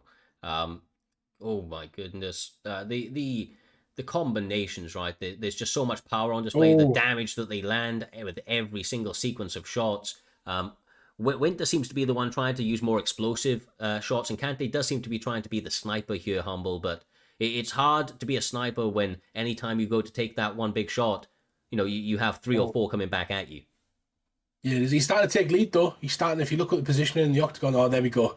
It's all about the center. It's all about that center, Jay. Yeah, and Volk is not the right one to play with. After he got updated, or not even updated, after Volk became 5 stars, he became the best featherweight. My God! Connor just... Talk more about Volkanovski. Never mind. Conor McGregor put him out. Yeah, that's what happened. Wow. What a performance. What a performance. Doesn't get better, Cyrus. Yeah, absolutely perfect, man. He was having some tough times there. He did get stunned a couple of times. Of course, we saw how dangerous Volkanovski was with some of those big explosive combinations. Like I said, he was scattergunning it like a shotgun, right, every time he stepped into range. But ultimately, the sniper-like precision of Conor McGregor was able to fund that 1-2, and it was another walk-off knockout, J-Dime, which, as we said, we do love to see. Getting that big knockout where you don't even need those extra shots, just adds a little bit of that cherry on the top for that finish. Yeah, that was a really good performance. The fight was just out of nowhere. He got knocked out. Yeah. It seemed like he was the one getting beat up, and then it's over. Well. Moving on very, very quickly, we are into the next one. Of course, we were talking about GOATs within the community. BFAP Trixie has his own, he even has his own role in the server, right? Pound for pound GOAT. Humble. He set records. People have come close, but not quite have beaten them as of yet, and although he has had a difficult time as of recent, 5-3 at this point, ranked number 6, he's going up against one of the other vets, somebody that maybe doesn't have the same accolades, but definitely one of the more active fighters on the roster, and recently has been putting together a nice string of wins, finding himself 4-1, and with the biggest fight of his entire primetime run set ahead of him. Yeah, exactly that, and if he could do it today, this is a huge, huge win for Evo if he can get it. But Trixie has to defend his spot. We said this about Trixie last week, J-Dam. I don't know if you remember. But we said he needs to defend his spot, and he came out, and I think he got performance of the night. So, he's doing just that at the moment. He's doing what he should do against these guys. But he fights killers every single week. Evo's a killer. The guys he's been fighting are killers. He does not fight, because he's Trixie, he doesn't fight anybody but killers. Yeah, and even if he wasn't Trixie, there's nothing but killers too. That's the right. point. Yeah. The Xbox division is crazy. That it is, bro. That it is. Killers row. Of course, we've had that division running for the longest of times, and the talent that has continued to be developed within that side of things is honestly mesmerizing. And you see it, that's why some of these top kind of level competitors who have so many titles and tournaments to their name can sometimes have issues because, you come up against new blood who have kind of learnt from what the greats are doing out here, Jay. They have a lot of footage on you, and, it can be difficult to beat those types of people, but I say all of that like Evo doesn't have a world of footage on him, and I'm sure Trixie knows that. So these guys going in here, I feel, on an equal playing field, and it's really just about who's the better man here this evening. Yeah, but I think that Evo is probably going to struggle with the range of Sean O'Malley because that's tough to deal with on this game, Humble. Yeah, it is difficult to do. The way you deal with that is by either closing the distance though with the jab and a few more combinations, and that's what Yan can do. You can put punches in bunches, essentially come forward, and you have to worry about the third or the fourth one. Well, Mali's that guy, and Mali's the guy who can counter him, so that's where the difficulty comes, Cyrus. Yeah, exactly right. Right now, for my money, they're actually fighting in a range that should favour Yan, but O'Malley landing the better combination, Swift Trixie being swift and tricky out here in this first round. Combinations just let him fly, Jay. Yeah, and Yan, oh my goodness, Yan tried to Osotogari him, if y'all noticed, but it through the body uppercut instead. You tried to do it again. Is it over? Oh my days, Trixie. I forgot it was Trixie. I was just going to say, I forgot it was Trixie. I was like, it's got him done. And then I remembered it was Trixie, and my world went, he's got to do this about 10 times. That's why Trixie's so hard to beat, Cyrus. You've got to beat this boss essentially 10 times to beat him. Yeah, in one night, bro, in one night. His ability to recover is absolutely sensational, but my goodness, did Evo go full Beyblade, let it rip, and yeah, I mean, he landed. That head kick came out of nowhere. I mean, everybody's like, ducking those normally, but Evo kind of just threw it from hell, no telegraph, and caught the compound goat of Primetime over the history. The record set kind of slacking a little bit, but Trixie now battling back, and he takes his back, Jay. Yeah, and sometimes it's a shot you don't see coming. We can say that, why would he throw the head kick in that situation? That's the point. You don't expect someone to throw that. That's like the unorthodox. You get used to patterns and how play. If a lot of players can tend to play in a similar manner because they're learning from other players, some other players just come up with their own unique concepts, and those players are dangerous until people figure them out and kind of learn those patterns. That's what it's all about. So you've got to have a few of those little sneak attacks in there. You've got to be unorthodox when you need to be. That's the Tony Ferguson treatment, bro. Be unorthodox, right? It's it may not be the what is the consensus traditionally soundest approach, but it works because they're taking advantages of what are kind of fundamental traits of people who are trying to approach this technically. And look, it catches some people slacking. Sometimes it's hard to know what your opponent's going to do if they don't. If Evo just kind of doesn't know he's going to throw a head kick and he just throws a head kick, Trixie ain't going to be able to read that. So. Yeah, look, I like what I'm seeing from both guys. Trixie now getting back to the feet, trying to work his range, and I feel like he's now got a little bit more of a healthy respect for Evo, where he was kind of just fighting fire with fire before that. Nice one, tucks underneath. Nice, comes back with the boxing, and yeah, he was fighting fire with fire, but if you're watching what he's doing, he's kind of backing up after his shot. He'll back up, there you go, you see he backs up and then starts firing again. It's just that Evo keeps coming forward constantly, Diamond. He's in his face. Yeah. Oh. And if Trixie were to drop him, Trixie know he can put it away. Oh my goodness. Oh, he landed. He know he can put it away just because when he was on the ground, he can't do nothing with him, Humble. Yeah, and that's where his ability is going to shine, and that's what he needs to do. Someone called him... I think it was Sean Nurmagomedov in the chat. Cyrus, so Trixie might need to grapple, but I still think Trixie's got the ability to kind of do something on the feet. He has been catching. If you look at the head off, it's similar, if not more, in Trixie's favour. Oh, right, he's throwing that again. He's got to be careful. Trixie will now start to look for that and try to time the duck. Straight stops him from spinning.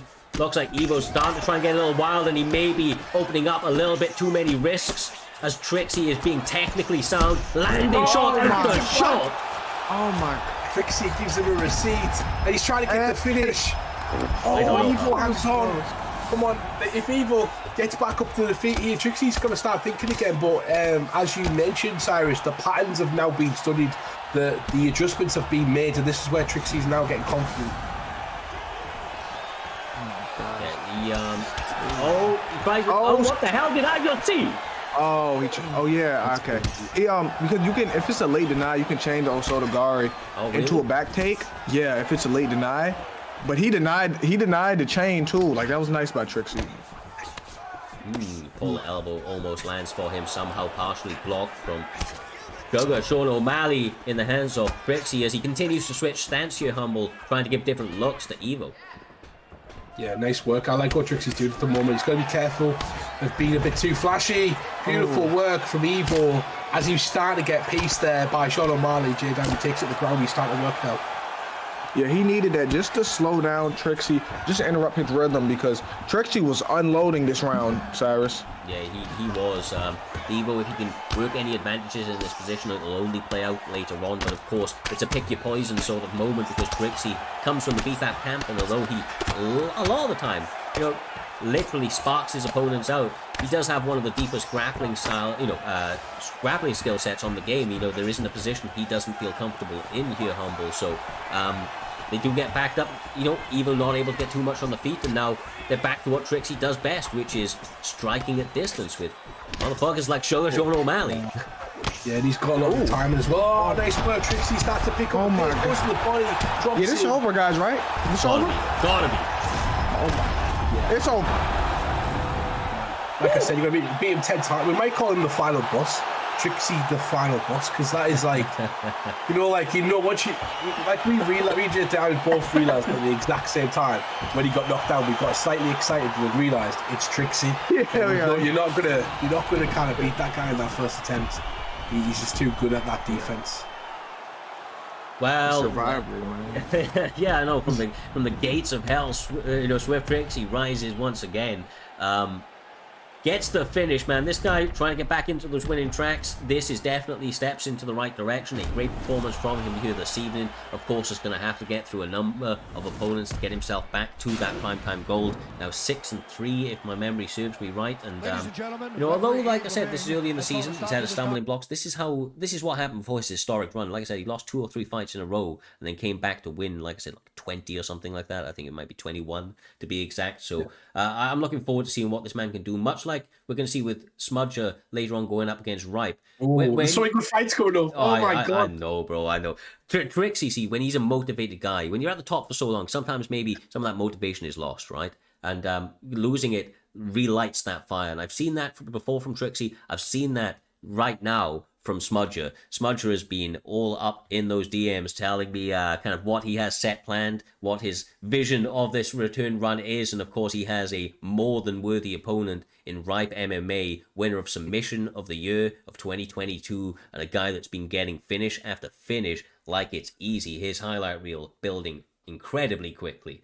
But it does set us up absolutely beautifully for the next one. I believe that, let me just get a quick update from the back. I'm not sure if the next fight is actually due to go ahead, so we're going to run a quick check on that. If it is, of course, we are going to be having Versatile up against Mike TT. I believe there's a bit of a working overlap for one of the fighters, but hopefully they will be about ready right now.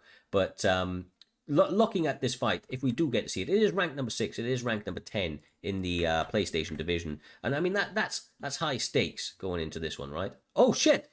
Oh my God! Scratch that. We are not getting that. We are getting Versatile v CV.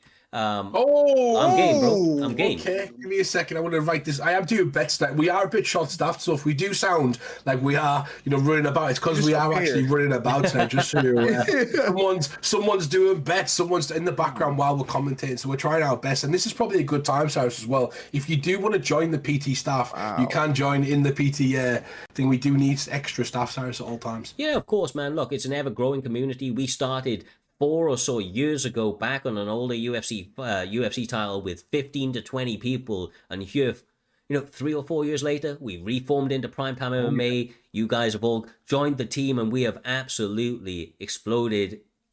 This is only the beginning, man. We keep saying it. This is only the beginning. As you can see, the production levels continue to be stepped up. We are a short family, and if you want to get involved, whether that be competition or whether you want to help the staffing, let us know. Join that Discord and get involved. Of course, we appreciate, guys. I think while we wait for these guys to get lobbied up as a short notice fight, of course, just going to give them a couple of extra seconds. It's a great opportunity for us, of course, as well. There, J-Dime, Mr. Humbleding. Thank each and every single one of these guys who have been coming out, showing their support week in, week out on this journey through Primetime MMA. All of the follows, the shares that you guys do, the biddies, the subs, all of that stuff means the absolute world. It helps us continue to put on these shows that everybody loves, ourselves included, and we continue to plan on doing so with fights just like this next one. They are fighting at high altitude, it would appear, but it's a stable high altitude connection. CV up against Versatile MMA, bro. Yeah, Lee. All right, but here's the thing. Okay, never mind. I was looking at the betting lines. Give me a second. Wait till they're they swaying, pop up. bro. They're swaying. Yeah.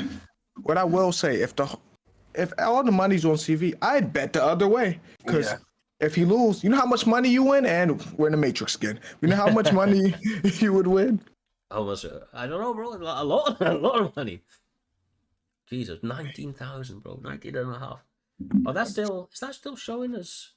Yes, it was the wrong fight. I messed it up. I'm doing it again. That's why they're doing it in the background. But yeah, CV is obviously he's undefeated this season. I thought he was taking a break, J-Dan. That's what I thought he was doing. Yeah. I was told he'll be back in a few weeks, but I guess he just appeared today. Yeah. Oh my goodness. Every time he thinks they're out, we pull him back in, bro. We pull him back in, and he's back here once again for a performance of, what I say about Smudgers. CV's another guy that's been sending, some messages as of recent, just trying to, really, really kind of argue his case and for his rise and what he sees climbing through those rankings. He's a motivated and skillful individual. Taking this fight on short notice up against a ranked opponent is a big, big moment for him. And should he get a W, he could be, propelling himself into those upper chats very, very quickly.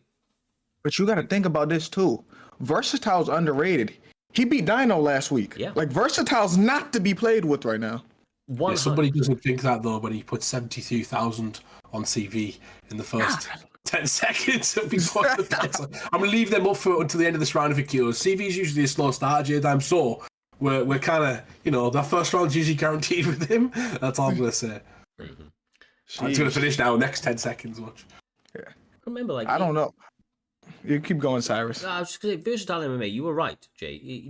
Maybe a little bit underrated by many because he's ranked number 6 right now. A win here does put him in the top 5, and everything I said about CV will stand for. Like I said, the newer blood on the block, Versatile, who is starting to kind of set a pace and starting to set a little bit of a, please don't die. All right, we're good. Starting to set a bit of a case for himself to be in that title talk. You know what Versatile's doing very well too? It's them leg kicks. CV right leg is already messed up. And it's them calf kicks. Not the high leg, it's them calf kicks, Humble. Yeah, it's constantly giving him a puzzle. So, like, he's giving him a puzzle to the legs, so now CV has to worry about that. He's doing damage with it as well. The calf kick it's different. It doesn't land exactly. Oh, CV! Oh, Jesus Christ, I have to end the bets. Jesus, that is the no one got finished, Cyrus, but that was crazy right there. CV was like, not anymore. Yeah. Absolutely. CV is like one of the more well-rounded guys that you will see, man. Like I said, I like to see when he's working his striking game. He kind of has a countering style, until he eventually pulls on the pressure later on. But he does only have 3 rounds here as well. So maybe mixing in the grappling. Smart move, Jay, is he's able to work, a little bit more without the higher risk that you sometimes have on the feet as you open up with the hands. Yeah, and here's the thing. People don't know. CV has really good grappling, but he uses it a lot of times just to counter. Because remember, we seen him counter grapple I'm the GOAT Islam with Fiziev, Cyrus. Yeah, exactly right. Top mount, obviously a great spot for CV as well. He often gets denials in these positions. Not right there, of course, as Versatile trying to work back to safer positions, but nothing safe when the truth. CV is in that cage, Humble, as he gets a couple of ground and pound shots in to end that round. Yeah, 100%. It's been a pretty much a CV performance so far. Usually he's a bit slower, so we're not expecting this fast starter, but he was getting his leg chopped. He was getting his leg taken off him before he made that adjustment, and he was it was a close fight, and I believe he kind of had less damage, J-Dime, but that switch up right there is why he's such a highlight reel. Like, all the things I remember of CV, his highlight performances. Remember what he did to Mula when he wanted to submit him, and he kind of abused him for a few rounds. So CV gives us them sort of highlights, and that's what you want to do if you're Versatile. You want a big highlight finish against him. Yeah, like I said, Versatile's having his success with the right leg too. Like I said, Versatile is nowhere near out of this fight right now. 100%, and honestly, in this round, he's come out with a slightly adjusted game plan, and he's been setting up that right kick to the calf, and he's also been setting up that right hand a couple of times. It's found the mark, but a big check there from CV. Oh, that's the problem. It takes less to hurt the leg when you check it. Mm-hmm. Well. Continue. Oh my goodness! Kick almost lands. Going to the body once again. CV trying to be indiscriminative in where he's attacking, and the check again. He catches him in the head with a head kick, chases him down, J-Dime in the connection us, denying us any sort of visual. Here we go. What happened? Okay, we're good. The Matrix takedown! How did we get to the ground? CV might be Neo, that's all I'm saying. I said he's the truth. He may be the one as well. This is something else. Finds himself back in full guard. Of course, Justin Gaethje doesn't have too much from his back, so he's going to want to try and defend some of this ground and pound and work his way back to the feet for sure. Does hit the full guard, uses an up and gets to his back. Nice work. It's nice work, good work. Laura just flow rolling right now, just kind of freely moving, J-Dime, not a lot of denials. Or if any. Yeah. This is tough. Because this is grappling on 355 right now too. Getting denials on here is crazy. Yeah. You got to pre-deny before the, but you got to pre-deny like a pre-deny. Like it's crazy. But they do seem to be adjusting relatively well. Yeah. And it was stable, right? It's one of those stable ones. So stable. He's Justin Gaethje. He's beating trouble. That leg kick's a danger though. Like, he keeps attacking it. If he starts dropping him with it, that's when it becomes a problem. But I think you need about 12 drops before you do anything anyway. So. Lovely straight lands again. CV on the forward march, finding shot after shot as he switches stances and continues the combinations. A finish may be on the horizon, but Gaethje trying to answer back here. Oh my God, CV has got rivals all across the board, J-Dime, and he wants them to know right now that he's coming for them because CV is a problem. Yeah, that was impressive combo at the end. And shout out to Versatile for being tough, but like, golly, Cyrus. Yeah, look, Taking the fight as well. yeah, that's what I was gonna say, bro. Taking the fight up against somebody like CV on short notice. Versatile MMA will always have my respect, especially the way that he handled himself in that cage as well here this evening. But CV is everything that we expected that he was. Takes this fight on short notice, emerges from the mountains looking healthier than ever, and honestly, absolutely excelled here on Primetime 96. He wants a shot back at that Primetime gold. He wants to be champion once again, but fights like this only help his case to get him back into those talks. Beautiful fight between two very entertaining fighters. And it moves us on, Mr. Humbledink, to the next one. STK Storm, MK Crusader, also known as Pug, are set to throw down. This should be a sensational fight. Yeah, these two guys are fantastic fighters. Obviously, Storm, we know everything about him. He's been at the top. He's won the belt before. And essentially, he's a guy who likes to use his wrestling. And he's dominant when he is wrestling, J-Dime. Sometimes he tends to kickbox, and he can look phenomenal. But that's when we see Storm kind of the result changing quite a bit. Yeah, I remember the early seasons. Storm would lose some matches because he wouldn't use his grappling, and he'd only try to strike specifically the match with Rob Font. I know you remember that, Humble. But now he's came into his own and has been using his grappling like he should a lot more, Humble. Yeah, exactly that. And you need to use your grappling. You should use your advantages to where it's good. We've seen what he can do with it, essentially, Cyrus, and he does wonders when he actually utilizes that. Yeah, exactly right. We will have to see if that's part of the game plan. Both of these guys do have a diverse skill set, to be quite honest with you. But this is like a bit different because Crusader Pug, I mean, he's a guy that has a marauding grappling style, and from what I hear, because I haven't actually played on PlayStation, is the grappling it's a bit different. You guys are both just PlayStation, right? Sorry. I was going to say, it's in my genetics makeup. That's all I'm saying. No, I'm joking. It's a different compared to like what Doc said. It said slower. Okay, yeah, and look, I actually feel like a lot of grapplers would actually prefer that. Being able to slow it down on the mat, it's just limiting limiting your opponent's abilities to get out of those positions. I don't know, like I said, how that's going to play out, but you can see that Pug obviously favors his grappling chances because he's gone somebody like Marvin Vittori that does have a marauding style that likes it to mix in that grappling. Exactly that. He does like to mix in the grappling, and he's got some good boxing as well. The perks on this game are so important, like using the character for their perks, because that's what your character's built for, essentially, to go forward as a bulldog, essentially, and get in their face and kind of land shots continuously more damaging when you're going forward, essentially, J-Dan. Yeah, and I'm really interested with this Nick Diaz pick by Storm, because I thought Storm would look to offensively grapple, but obviously he's here to stand and bang, Cyrus. Yeah, I mean, maybe he's seen the way that Pug fights in the past, and he decided that this would be the counter to it. He's doing well so far, man. He's denied both takedowns, was intelligently able to reverse position up against this cage right here, take center, and now he takes his back using jiu-jitsu takedowns absolutely beautifully, and he's got his back as well, Humble. Although the RNC is not available, somebody like Nick Diaz has a wealth of options from here. Yeah, we should change that. We should change that. You know I'm game, bro. Yeah, I know. We should do it. We should change that. We'll do something with that. We'll talk to the community, see what. Cause I just don't think it's as strong as people think it is. But anyway, back to the fact you were alluding to him taking him down and getting a good position right there. Now he's got the back, and there's a few options from here. But one thing a lot of people like to do, J-Dan, this is where you test your opponent's sort of grappling, because that's a big no-no. And obviously them trying to get up is so obvious. You can kind of work the timing on it. Yeah, you're right. And Nick Diaz looking good. This don't look like the Nick Diaz that fought Robbie Lawler recently, Cyrus. No, it doesn't, bro. It doesn't.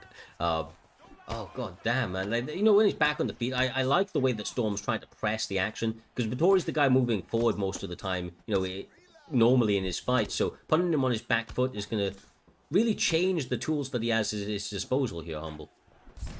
Yeah, exactly. Oh, nice work. Oh my god, he molded him. Is it over? Oh. Wow. It's over. Wow. That's easy. Wow. Where did that come from? Well, I don't even know what he hit him with to fold him like that. That was crazy. Give him that old KSI elbow on the inside real quick. Referee didn't even see that, you know? I know, maybe I didn't see it when it first happened, you know. It was so quick, but Storm getting the job done. Excellent work from him. He'll be wanting to put himself back up there for the belt in the future. This is the first sort of step towards that, Cyrus, and it's a big step for him because it's the first round finish. And he can't get any better. He can't get more points than what he's going to get. Yeah, we didn't even get opportunities to talk about these guys, talking points from the scouting report that we were given on them. So, obviously, this was ranked number 3 against ranked number 8 right here. Crusader Pug was on a bit of a win streak. I believe he won 3 straight going into this one. So, look, Storm, former champion, he was able to do it again here this evening. Just absolutely sensational. The way that he found that lead hook straight, which is what I saw on the replay, folded Marvin Vettori. That chin was not able to stand up, and Crusader going to be a little bit annoyed after that one, I'm sure, but we'll have to see what adjustments he makes as he tries to bounce back. But for now, Storm gets his hand raised and takes a big step forward in those rankings. Like I said, he was already ranked number 3, so I don't know who's up next, but he's got to be in that talk.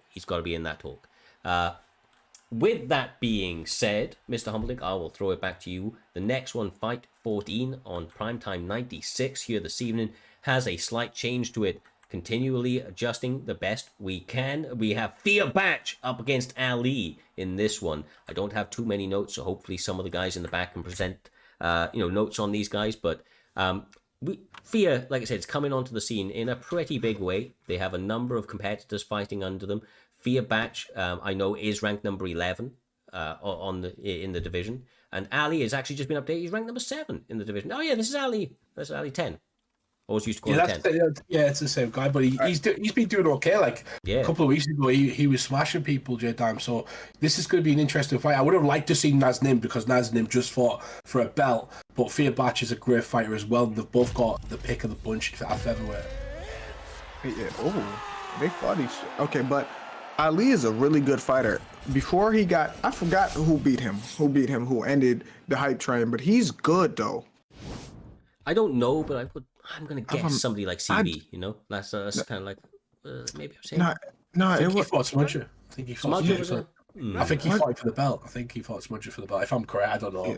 We call a lot of fights, man. We call a lot of fights in all fairness. I think on average we've called over 400 fights, 500 fights. We called well over 1,000 fights last year. Someone said it was Fad. Oh, $5. It was Fad. I do. It was. Attacks the body once again, starting out very quick, J-Dime, in this first round. Yeah, and this is a fight I'd want to see in the future again. I'd want to see. They're older now, and Max is now a way better fighter. I'd want to see this fight again. Oh, I'd love to see this fight again. That'd be a big fight. Kind of just rematching his previous opponents is a great way. Yeah, just recycling right now. Go back through everyone. Yeah.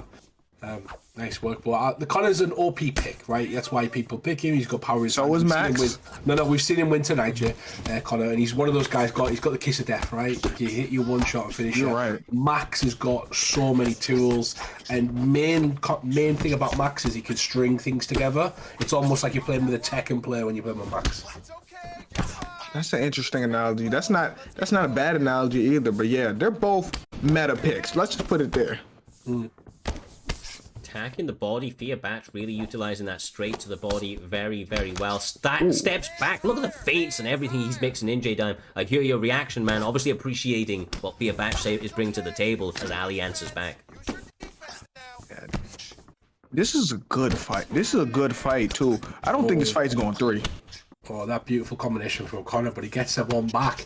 It ends with a kick at the end as he was circling away. Perfect time to land a kick, Cyrus. Good knowledge there from Ali. Yeah.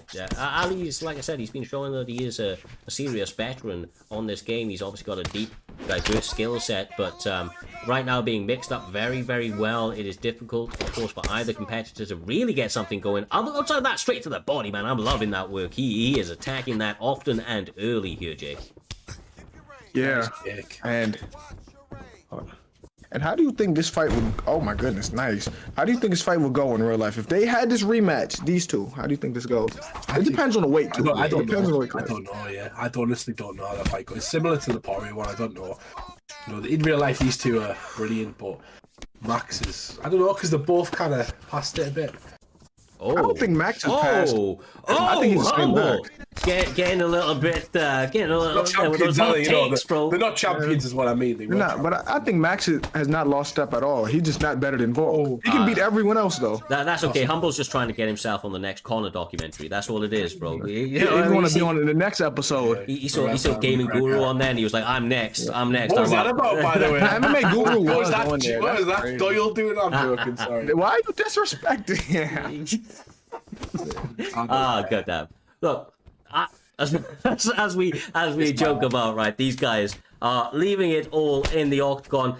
Oh my God! Spin kick to end out the first round. Still a 10 minutes left in this bout.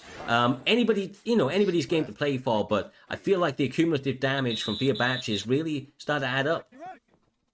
Yeah, it is. It is, and he's doing really well with attacking the body. In my opinion, Max is doing a really good job as well.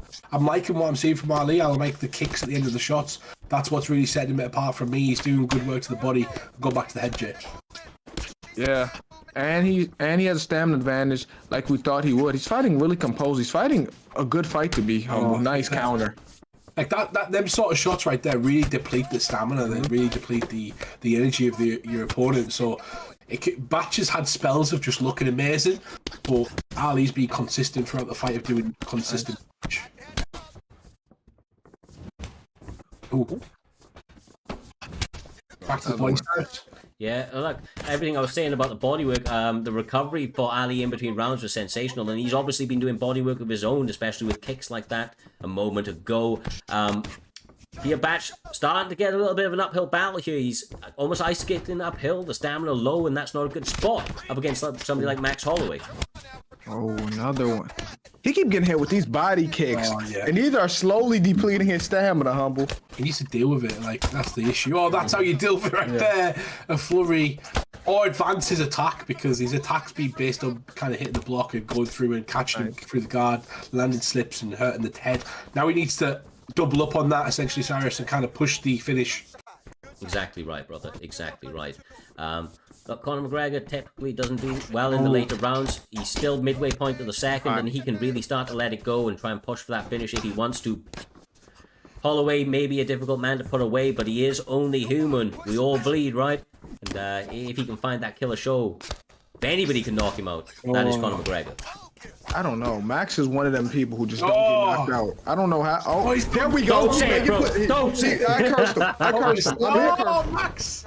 Oh my gosh. I apologize for that one. No, you were right, bro, because he got sat down, and look at the way he recovered. He's in top mount within 15 seconds. Not even that, within 3 seconds, he was in top mount. Oh, he's getting denials as well. It's over. Why would he go for the arm bar? I'm surprised he didn't go for it all. He kind of bailed on it straight away for some reason. I don't think he meant to, but denials the mount. There we go. Okay, we're still met. Now, here we go. Oh, good denial. Good block. You got two there. Two great, like, sort of timing on the defense. He ain't going nowhere. Man, the denials are fucking crazy between these guys. Oh, it's close to the end? Oh, slipped through his head. Got blood. Max Holloway is trying to finish Conor McGregor.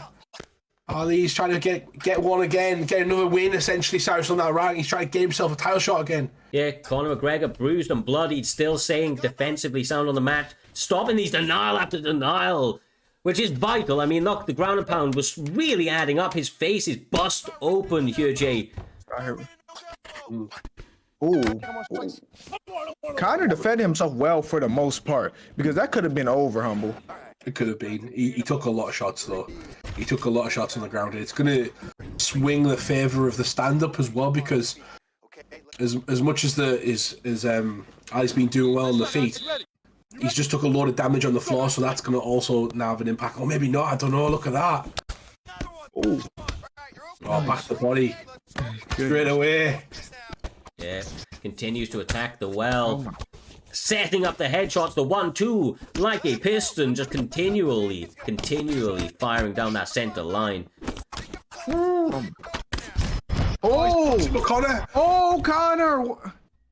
Just Conor. It only takes one combination to put you out with Conor. And now The game has been reversed, Cyrus. Yeah, exactly right. That left hand is money once again for Thea Batch as he's able to sit down Max Holloway in this third round with a knockdown in the second. That might have all it, that was needed after what was, a big round for Max. But the knockdowns obviously rated very, very highly. And now with some top control to boot Humble, he's only adding up moments and moments towards a potential victory if they do manage to make it to a judge's scorecards.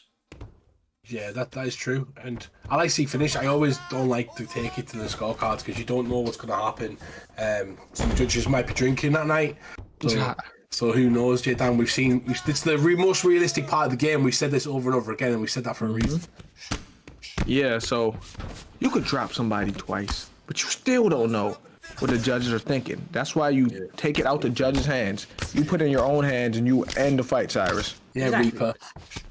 I feel like Thea Batch is honestly not resting on his laurels here, though. He is taking a calculated approach to try and work towards this finish. But as you can see, especially on the mat, I don't know if that's going to be available. Ali is as cracked as they come. The denials are absolutely, let's be honest with you, fucking phenomenal. He basically stopped all of them, but...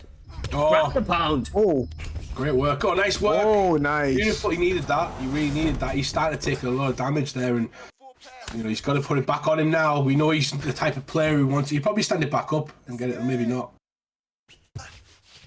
Oh, here we go. Is he gonna? Oh, Gives him some back. nice. Posh. Side control. Yeah, like a knife through butter. He gets there, and now he's got Connor in all sorts of trouble. Stamina low, double denial. Oh, oh. He's gonna choke him out? Nah. We had 92% of the betting line as well. Pick Ali to win this fight, so essentially a few people backing him. He's got a bit of supporters, and I know Reaper was in there. Reaper seems to support a lot of people, but he was in there saying Ali's a problem, but he's come for the belt. So there's a lot of believers. When you get believers behind you, Cyrus, that's confidence, isn't it? It adds to the mystique. Well. Oh, the spin once again. Almost give him a haircut with that one. A couple of combinations back from Thea Batch as we approach the 5-second mark. Another stun! Oh, we're back! Stunned him? Good fight. That it? Is that we done? That's round 3, isn't it? Yeah. I had to watch that for 5 rounds. That was fun. Well, yeah. I mean, look, we are continually approaching the main event of this evening. These guys continuing to stack up the action for what was another short notice replacement. These guys came through in a big way. Fuck, man. Like, honestly, sometimes those short notice replacements are even just better. Let's be honest. I don't know what it is, but they always seem to bring a little bit of a different intensity to the action that we see. 3 judges scorecast split up, 29-28, unanimous decision. Gotta be. Yeah. Max Holloway. Gotta be. Ali did great. He did. He was brilliant. One of the things I said during the fight, and I'll say it again, he was finishing his combinations with a kick, and he was controlling that distance he was like controlling that mid distance. The only time he struggles when he tried to box with Conor McGregor, and obviously you don't try and box with Conor McGregor, J-Dan. Jay just getting himself a little drink at the moment. But I put him on the spot. Yeah, you did, bro. You did. You nowhere. I was like, Jay, where you at? But okay, but look, I appeared though. I got here. Look, this next one though, guys, we spoke about it a little bit earlier on. A newly motivated NM Smudger, currently ranked number 2, the PlayStation GOAT, many would say, for the performances he has put on over some historical runs here in Primetime MMA. Honestly, literally millimeters away from beating Trixie's record at one point, and he looks to get back to that here this evening. He has to go up against Ripe MMA, a currently undefeated prospect on the PlayStation division, ranked number 5, 3-0. This man won Submission of the Year in 2022, and he did so after lighting his opponent up with one of the most hellacious combinations that you will see in this virtual octagon. God damn it, guys. This, if they weren't, or obviously a title on the line, this shit would be main event. I cannot wait, so without further ado, Smudger up against Ripe MMA. Welterweight is the weight class, and we see another Conor J up against Leon Edwards this time. Yeah, we will. And here's the thing. He can't sleep on Ripe. He can't think about what happened last week with Goat of MMA, because I know he's upset about Goat of MMA taking his belt and how he took it. So he has to be focused on Ripe, because if he slip up, Ripe will take the opportunity. And now we could talk about Ripe maybe fighting for a title potentially. Yeah, we can. Exactly that. Ripe can do exactly what Goat did. Steal the thunder. We know how good Smudger is. He's been up there consistently throughout every single season that we've had with him in the league. So essentially, Ripe can steal that and hopefully fight the winner of the main event if he kind of gets himself up there. Yeah, I mean, look, this basically is, if Ripe wins, he's fighting for the belt next, I believe. I think that was the idea. Well, obviously, it depends, I suppose, on how he wins it, especially with performances like Storm got a little bit earlier on. But a win over Smudger would be absolutely massive. And Smudger obviously wants to get back into that win column. And he has a game and worthy opponent to do that against, as he's looking good early. The combinations going light, but uppercut does keep him honest. Honestly, Smudger's fighting a lot faster than normal, Jay. He doesn't have a choice. He's used to fighting 5-round fights. He can't start slow in a 3-round fight. Very true.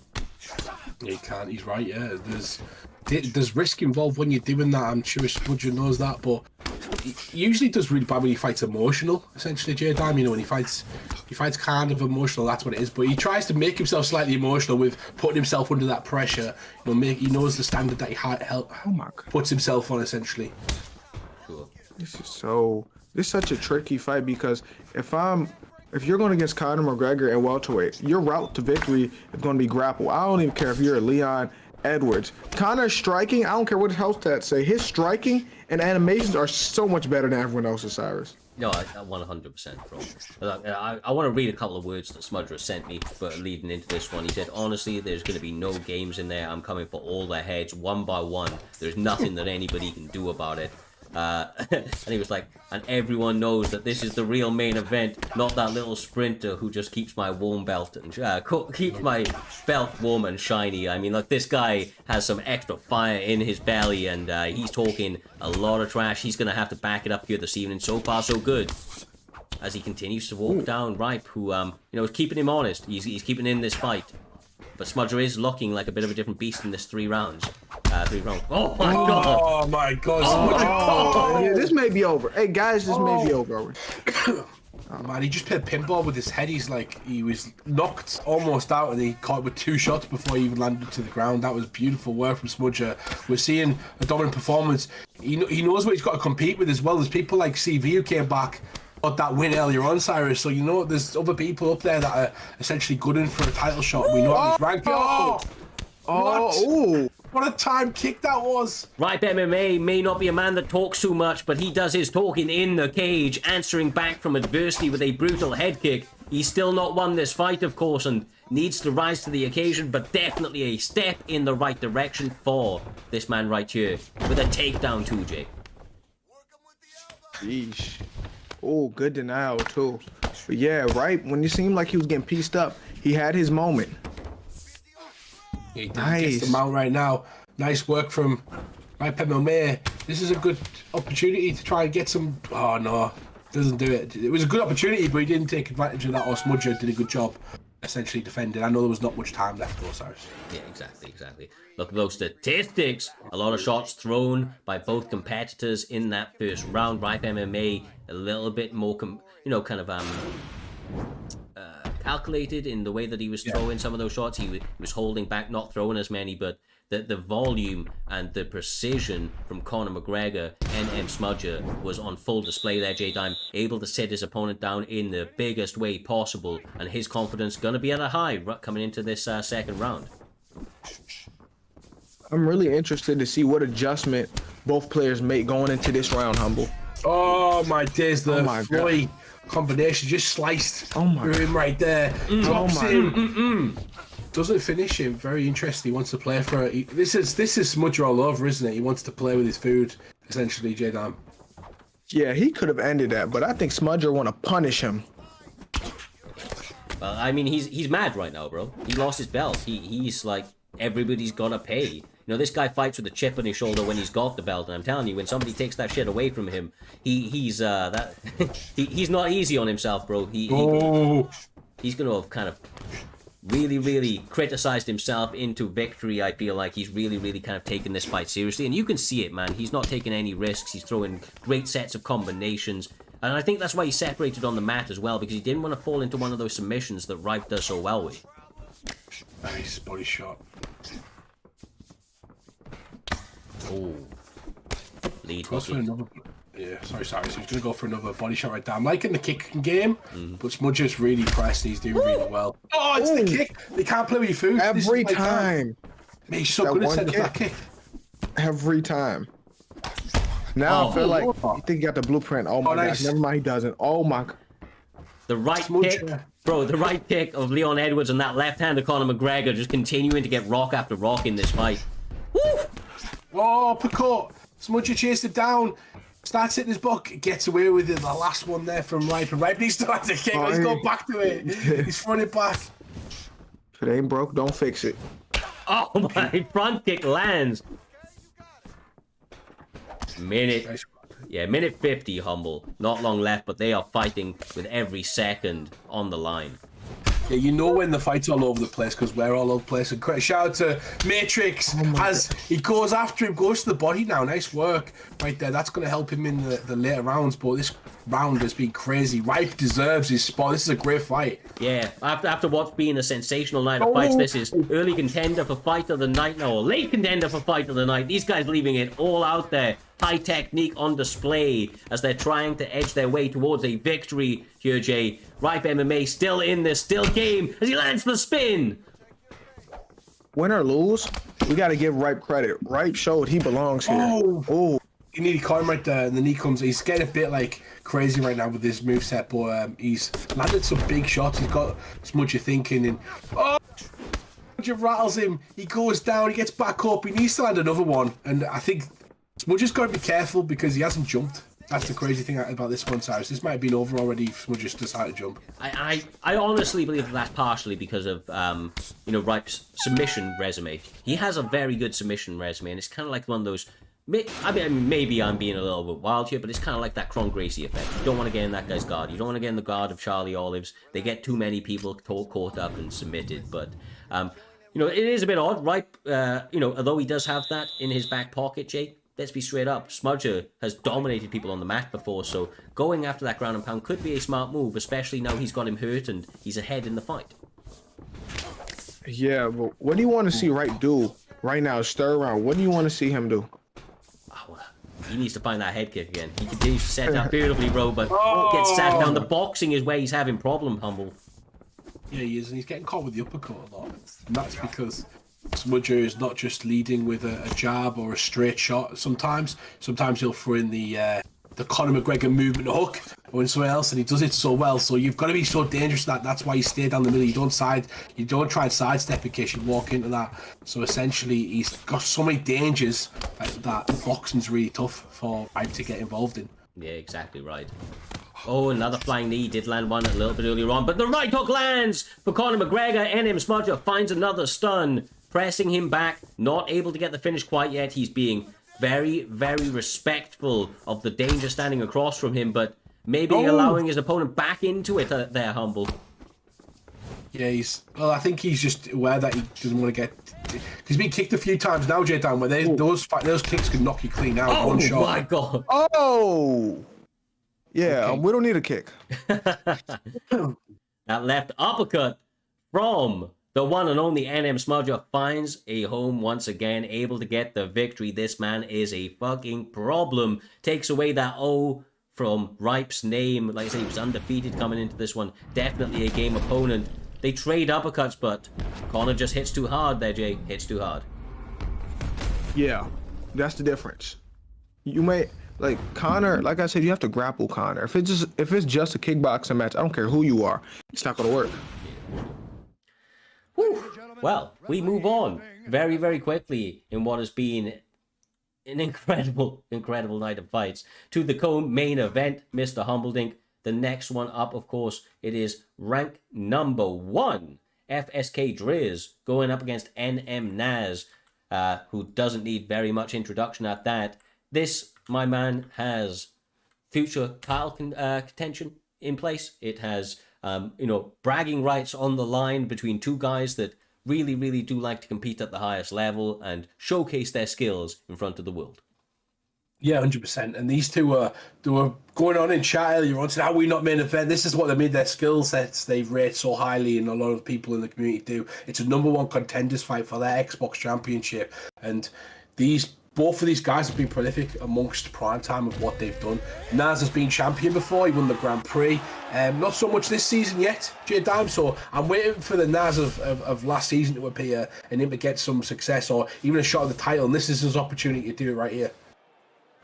And also, the reason why because he lost to Fadinator, right? Yeah. But the reason why he's lost this season isn't because he's playing bad. It's because there's people are continuously getting better, and there's people who can match him. Exactly right, bro. And we're about to find out who the guy, who the victor is here this evening. They're starting out nice and quickly. Naz being pressed up against that cage. But of course, he does want to fight off that back foot just a little bit with somebody like Sugar Sean and utilize that range. What Naz does so well is he checks those kicks traditionally very, very well. But Driz does like to rip them, so it's going to be one of those ones, I feel like, the boxing mixed in with the leg kicks of somebody like Rob Pont could be a little bit problematic. Yeah, it could be problematic. I just like the range Naz is fighting at. The range Naz is fighting at is going to be more comfortable for him with Sean O'Malley. He's got to get inside Rob Font, and that's the problem. You've got to get inside, you're going to have to take a few kicks, and those kicks build up, Jay. Yeah, you're right. And remember, there's a time where Rob Font was one of the best on this game, and he was a perfect counter for Pewter Yan. Like, that's crazy. Oh. Like Driz and the FSK boys as a whole generally have some really, really clean boxing, and the combinations that they throw are all set with vicious intent. Oh. But as you see, I mean, like the way that Naz utilizes head movement and he attacks the body with some of those uppercuts. Oh, we need to be careful there, though.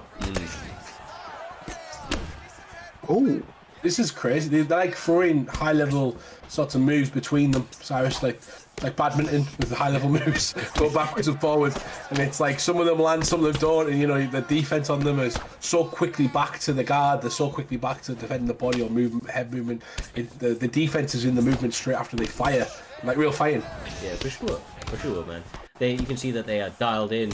Maybe some performance enhancers used in this one for sure, but they are dialed in and ready to go. As once again that left hand lands for Naz, but Driz continuing to utilize really subtle head movement and boxing to answer back just like that. Oh.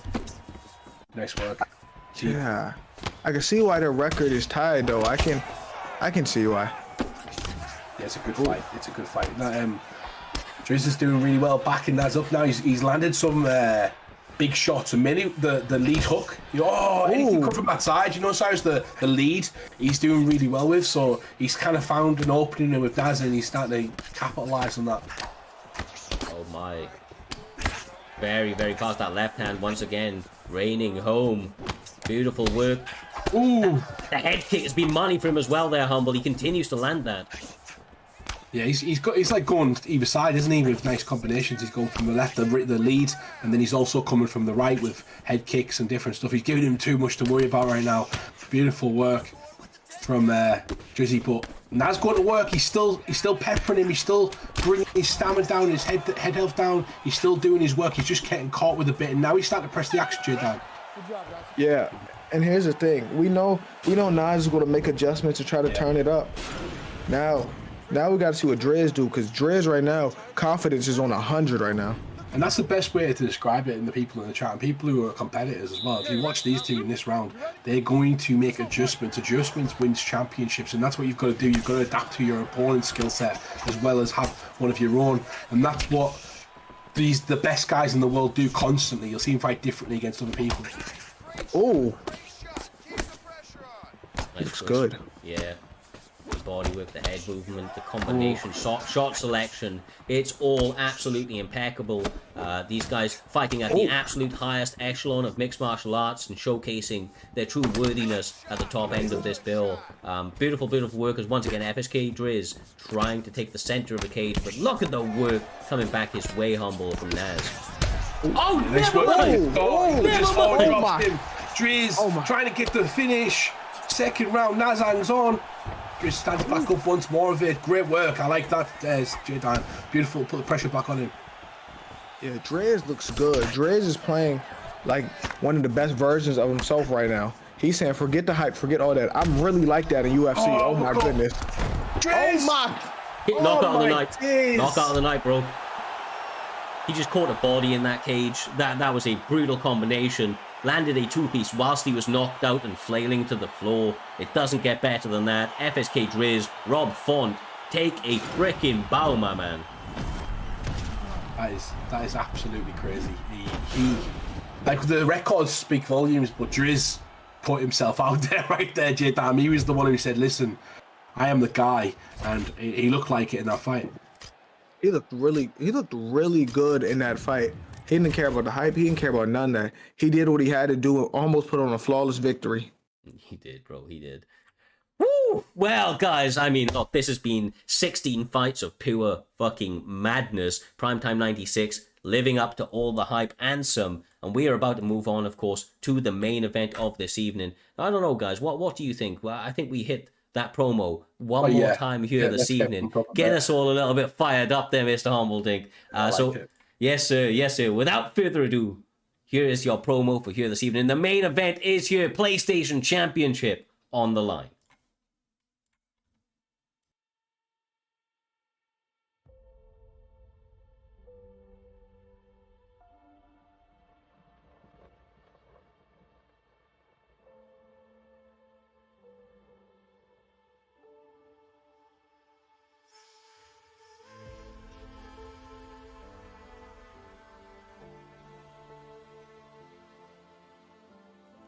If GOAT loses to MK Dave, he's an embarrassment to the entire community.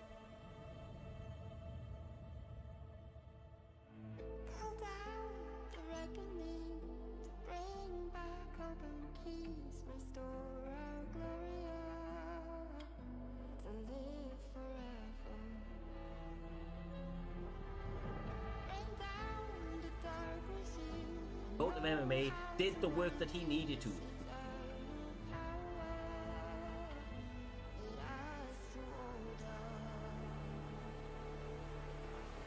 Oh my God.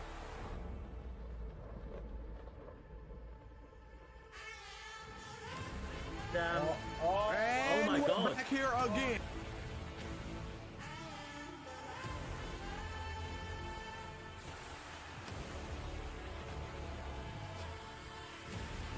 This man gets W here this evening. Hard to deny this man a shot at that belt next. Okay. Oh my God! That was a vicious overhand with vicious intent. Landed. Crazy. Oh. My goodness. Oh, God, he folded him like a chair. Oh. If you size, am I right? Mad Dave looking for the finish here, and he gets there.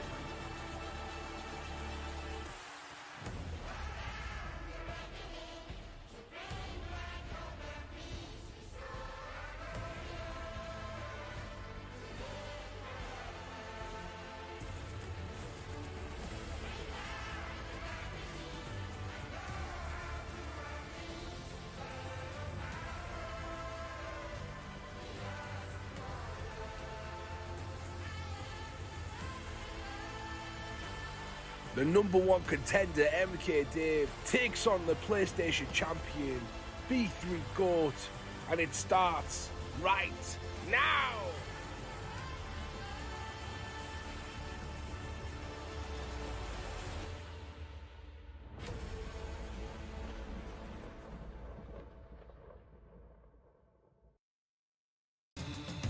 Woo! Primetime 96. The main event is here, calling the actions, the voices of Primetime's Octagon, J-Dime, Mr. Humbledink, of course myself, Cyrez. We are here, guys. B3 GOAT, MK Dave. The time is now. PlayStation Championship on the frickin' line, and I tell you, my excitement at an all-time high after the fights we've seen in that goddamn promo, Humble. I am absolutely hyped, brother. Yeah, this is our main event for the PS Championship. GOAT beating Smudger a few weeks ago, J-Time, and you know, Smudger, He's the pound for pound PlayStation GOAT of the couple of seasons that we've had with him, and GOAT beat him, and now he's going to have to defend his belt against Dave. This is a big test for him right here. Yeah, it is. But what did Swaggy say? He said, "If I'm the GOAT loses, he's a disappointment. You know, he's an embarrassment to this community." Swaggy and GOAT boys. That's why he said that. But he's also like, I think the camps and stuff like that. I thought it was a bit of an added extra. And if you want to be involved in these promos, send me some stuff. He gave Dave some extra. You got to give me some context. You know exactly. That's the thing. Like people, what I noticed through this, J Diamond, you've just said it there. People are doubting Dave. Like what I've talked to a few people, there's people like Dino, Swaggy, a few others who said Dave doesn't deserve to be here. Well, he beat Storm a few weeks ago, so that tells me that he's definitely a good player, and he beat him by knockout as well. So you know, Cyrus, that tells me he deserves to be here, and now we're seeing him go at it. It's at the centre. Yeah, exactly right. I'm not doubting Dave at all. He is undefeated. He is here and he means business. But I will tell you that 152k went on B3 Go as he sits him down early. Already? This could be. Oh my God! This might The be match just started. I was about to say it's gonna be a quick day in the office. That's what I was about to say. But you know what they say? Teddy Adler said when someone gets the belt, when they become champion, they automatically become 30% better. Yeah, 100%. It's 100. Sometimes 100% better, because some of these guys, you know, they go. You don't see them all season, and they look undefeated for 5-6 fights. It's crazy how they do it, but that's exactly what GOAT's wanting to do now. He's wanting his own spell, his own highlight reel, essentially, Cyrus. Yeah, that's exactly right. And look, ultimately, right, in real life, these guys get extra resources. In the virtual space, these guys get extra confidence because, of course, you have now reached that mountaintop. You are at the peak. And GOAT believes in himself. He was never short and confident. You used to represent this man in terms of his, in terms of his marketing side of things there, J-Dime. And you know as well as I do that this man's always believed in himself. Even when he was just a grappler, he said that he had the skills then, and now he has those extra tools. He's extra dangerous, as we're seeing already. Yeah, he's one of the best in the world, and he proved me wrong last week because I said that. What did I say, Humble? Let's not forget Jay sacked him on stream. He from on this stream as we were doing it on the night when he picked himself back up, he became champion, and the biggest doubt of them all was Jay. He had to apologise live on stream last week, Cyrus. He did. And I will say, look, GOAT is doing fantastic now. He's reached top mount denial after denial. Dave has been able to block somewhat, but now they're starting to bleed through time after time, Jay. That was brutal. Yeah, he may be stuck here is the problem. This is I'm the GOAT wheelhouse right here.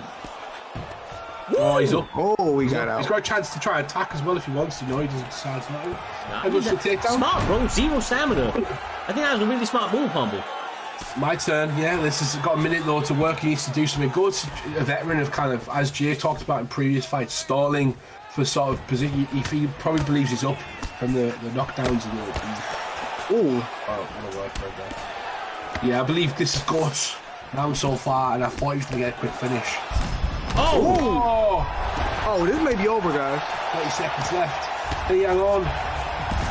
It is. Oh, it's not. He flips him. Jay spoke. Oh my, I gotta be quiet. Time effect. Those gloves may need to be checked though, because right now he's hitting with extra, packing those punches. I don't know what he is on, but my goodness. Oh, we hurt him at the end. A bit of confidence from the momentum at the end. See if he can carry that through, but believe that GOAT at the moment feels like the ball's in his court. It's up to him to kind of finish this and kind of take it out because of the success he had in that round. He dropped him multiple times, hurt him, and was able to control most of the ground transitions apart from the end, Cyrus, but in wanting to keep a percentage of that in the next round as well. Exactly right. Oh my God. Big glove touch into a front kick blocked. Marvin Vettori not going to take kindly to that one. These don't like each other as well, by the way. Bad blood definitely in the air, but another right hand sits him down, Jay. He need to do something. The problem is, though, Marvin Vettori, he's like one of those fighters where he's not going to make much adjustments. How he fights, how he fights. Either it works or it doesn't. Oh, he dropped him. Oh, my goodness. GOAT is now taunting. Oh, my. He got a point to prove. Yeah, he was talking. This is not that he doesn't like it, but he was saying he discredit is more the best word. He just discredited that he deserved to be here. He had the same sort of view as Swaggy and a few others, and he feels Oh my gold. Showing why he's champion. This guy's 5-0. He deserves to be here, but Goat is beating him like he doesn't. You know, like he is absolutely taking it to him. And Dave was trying to answer back, but that forward pressure of Goat is something else. Ooh. The B3 way shining through here, Jay.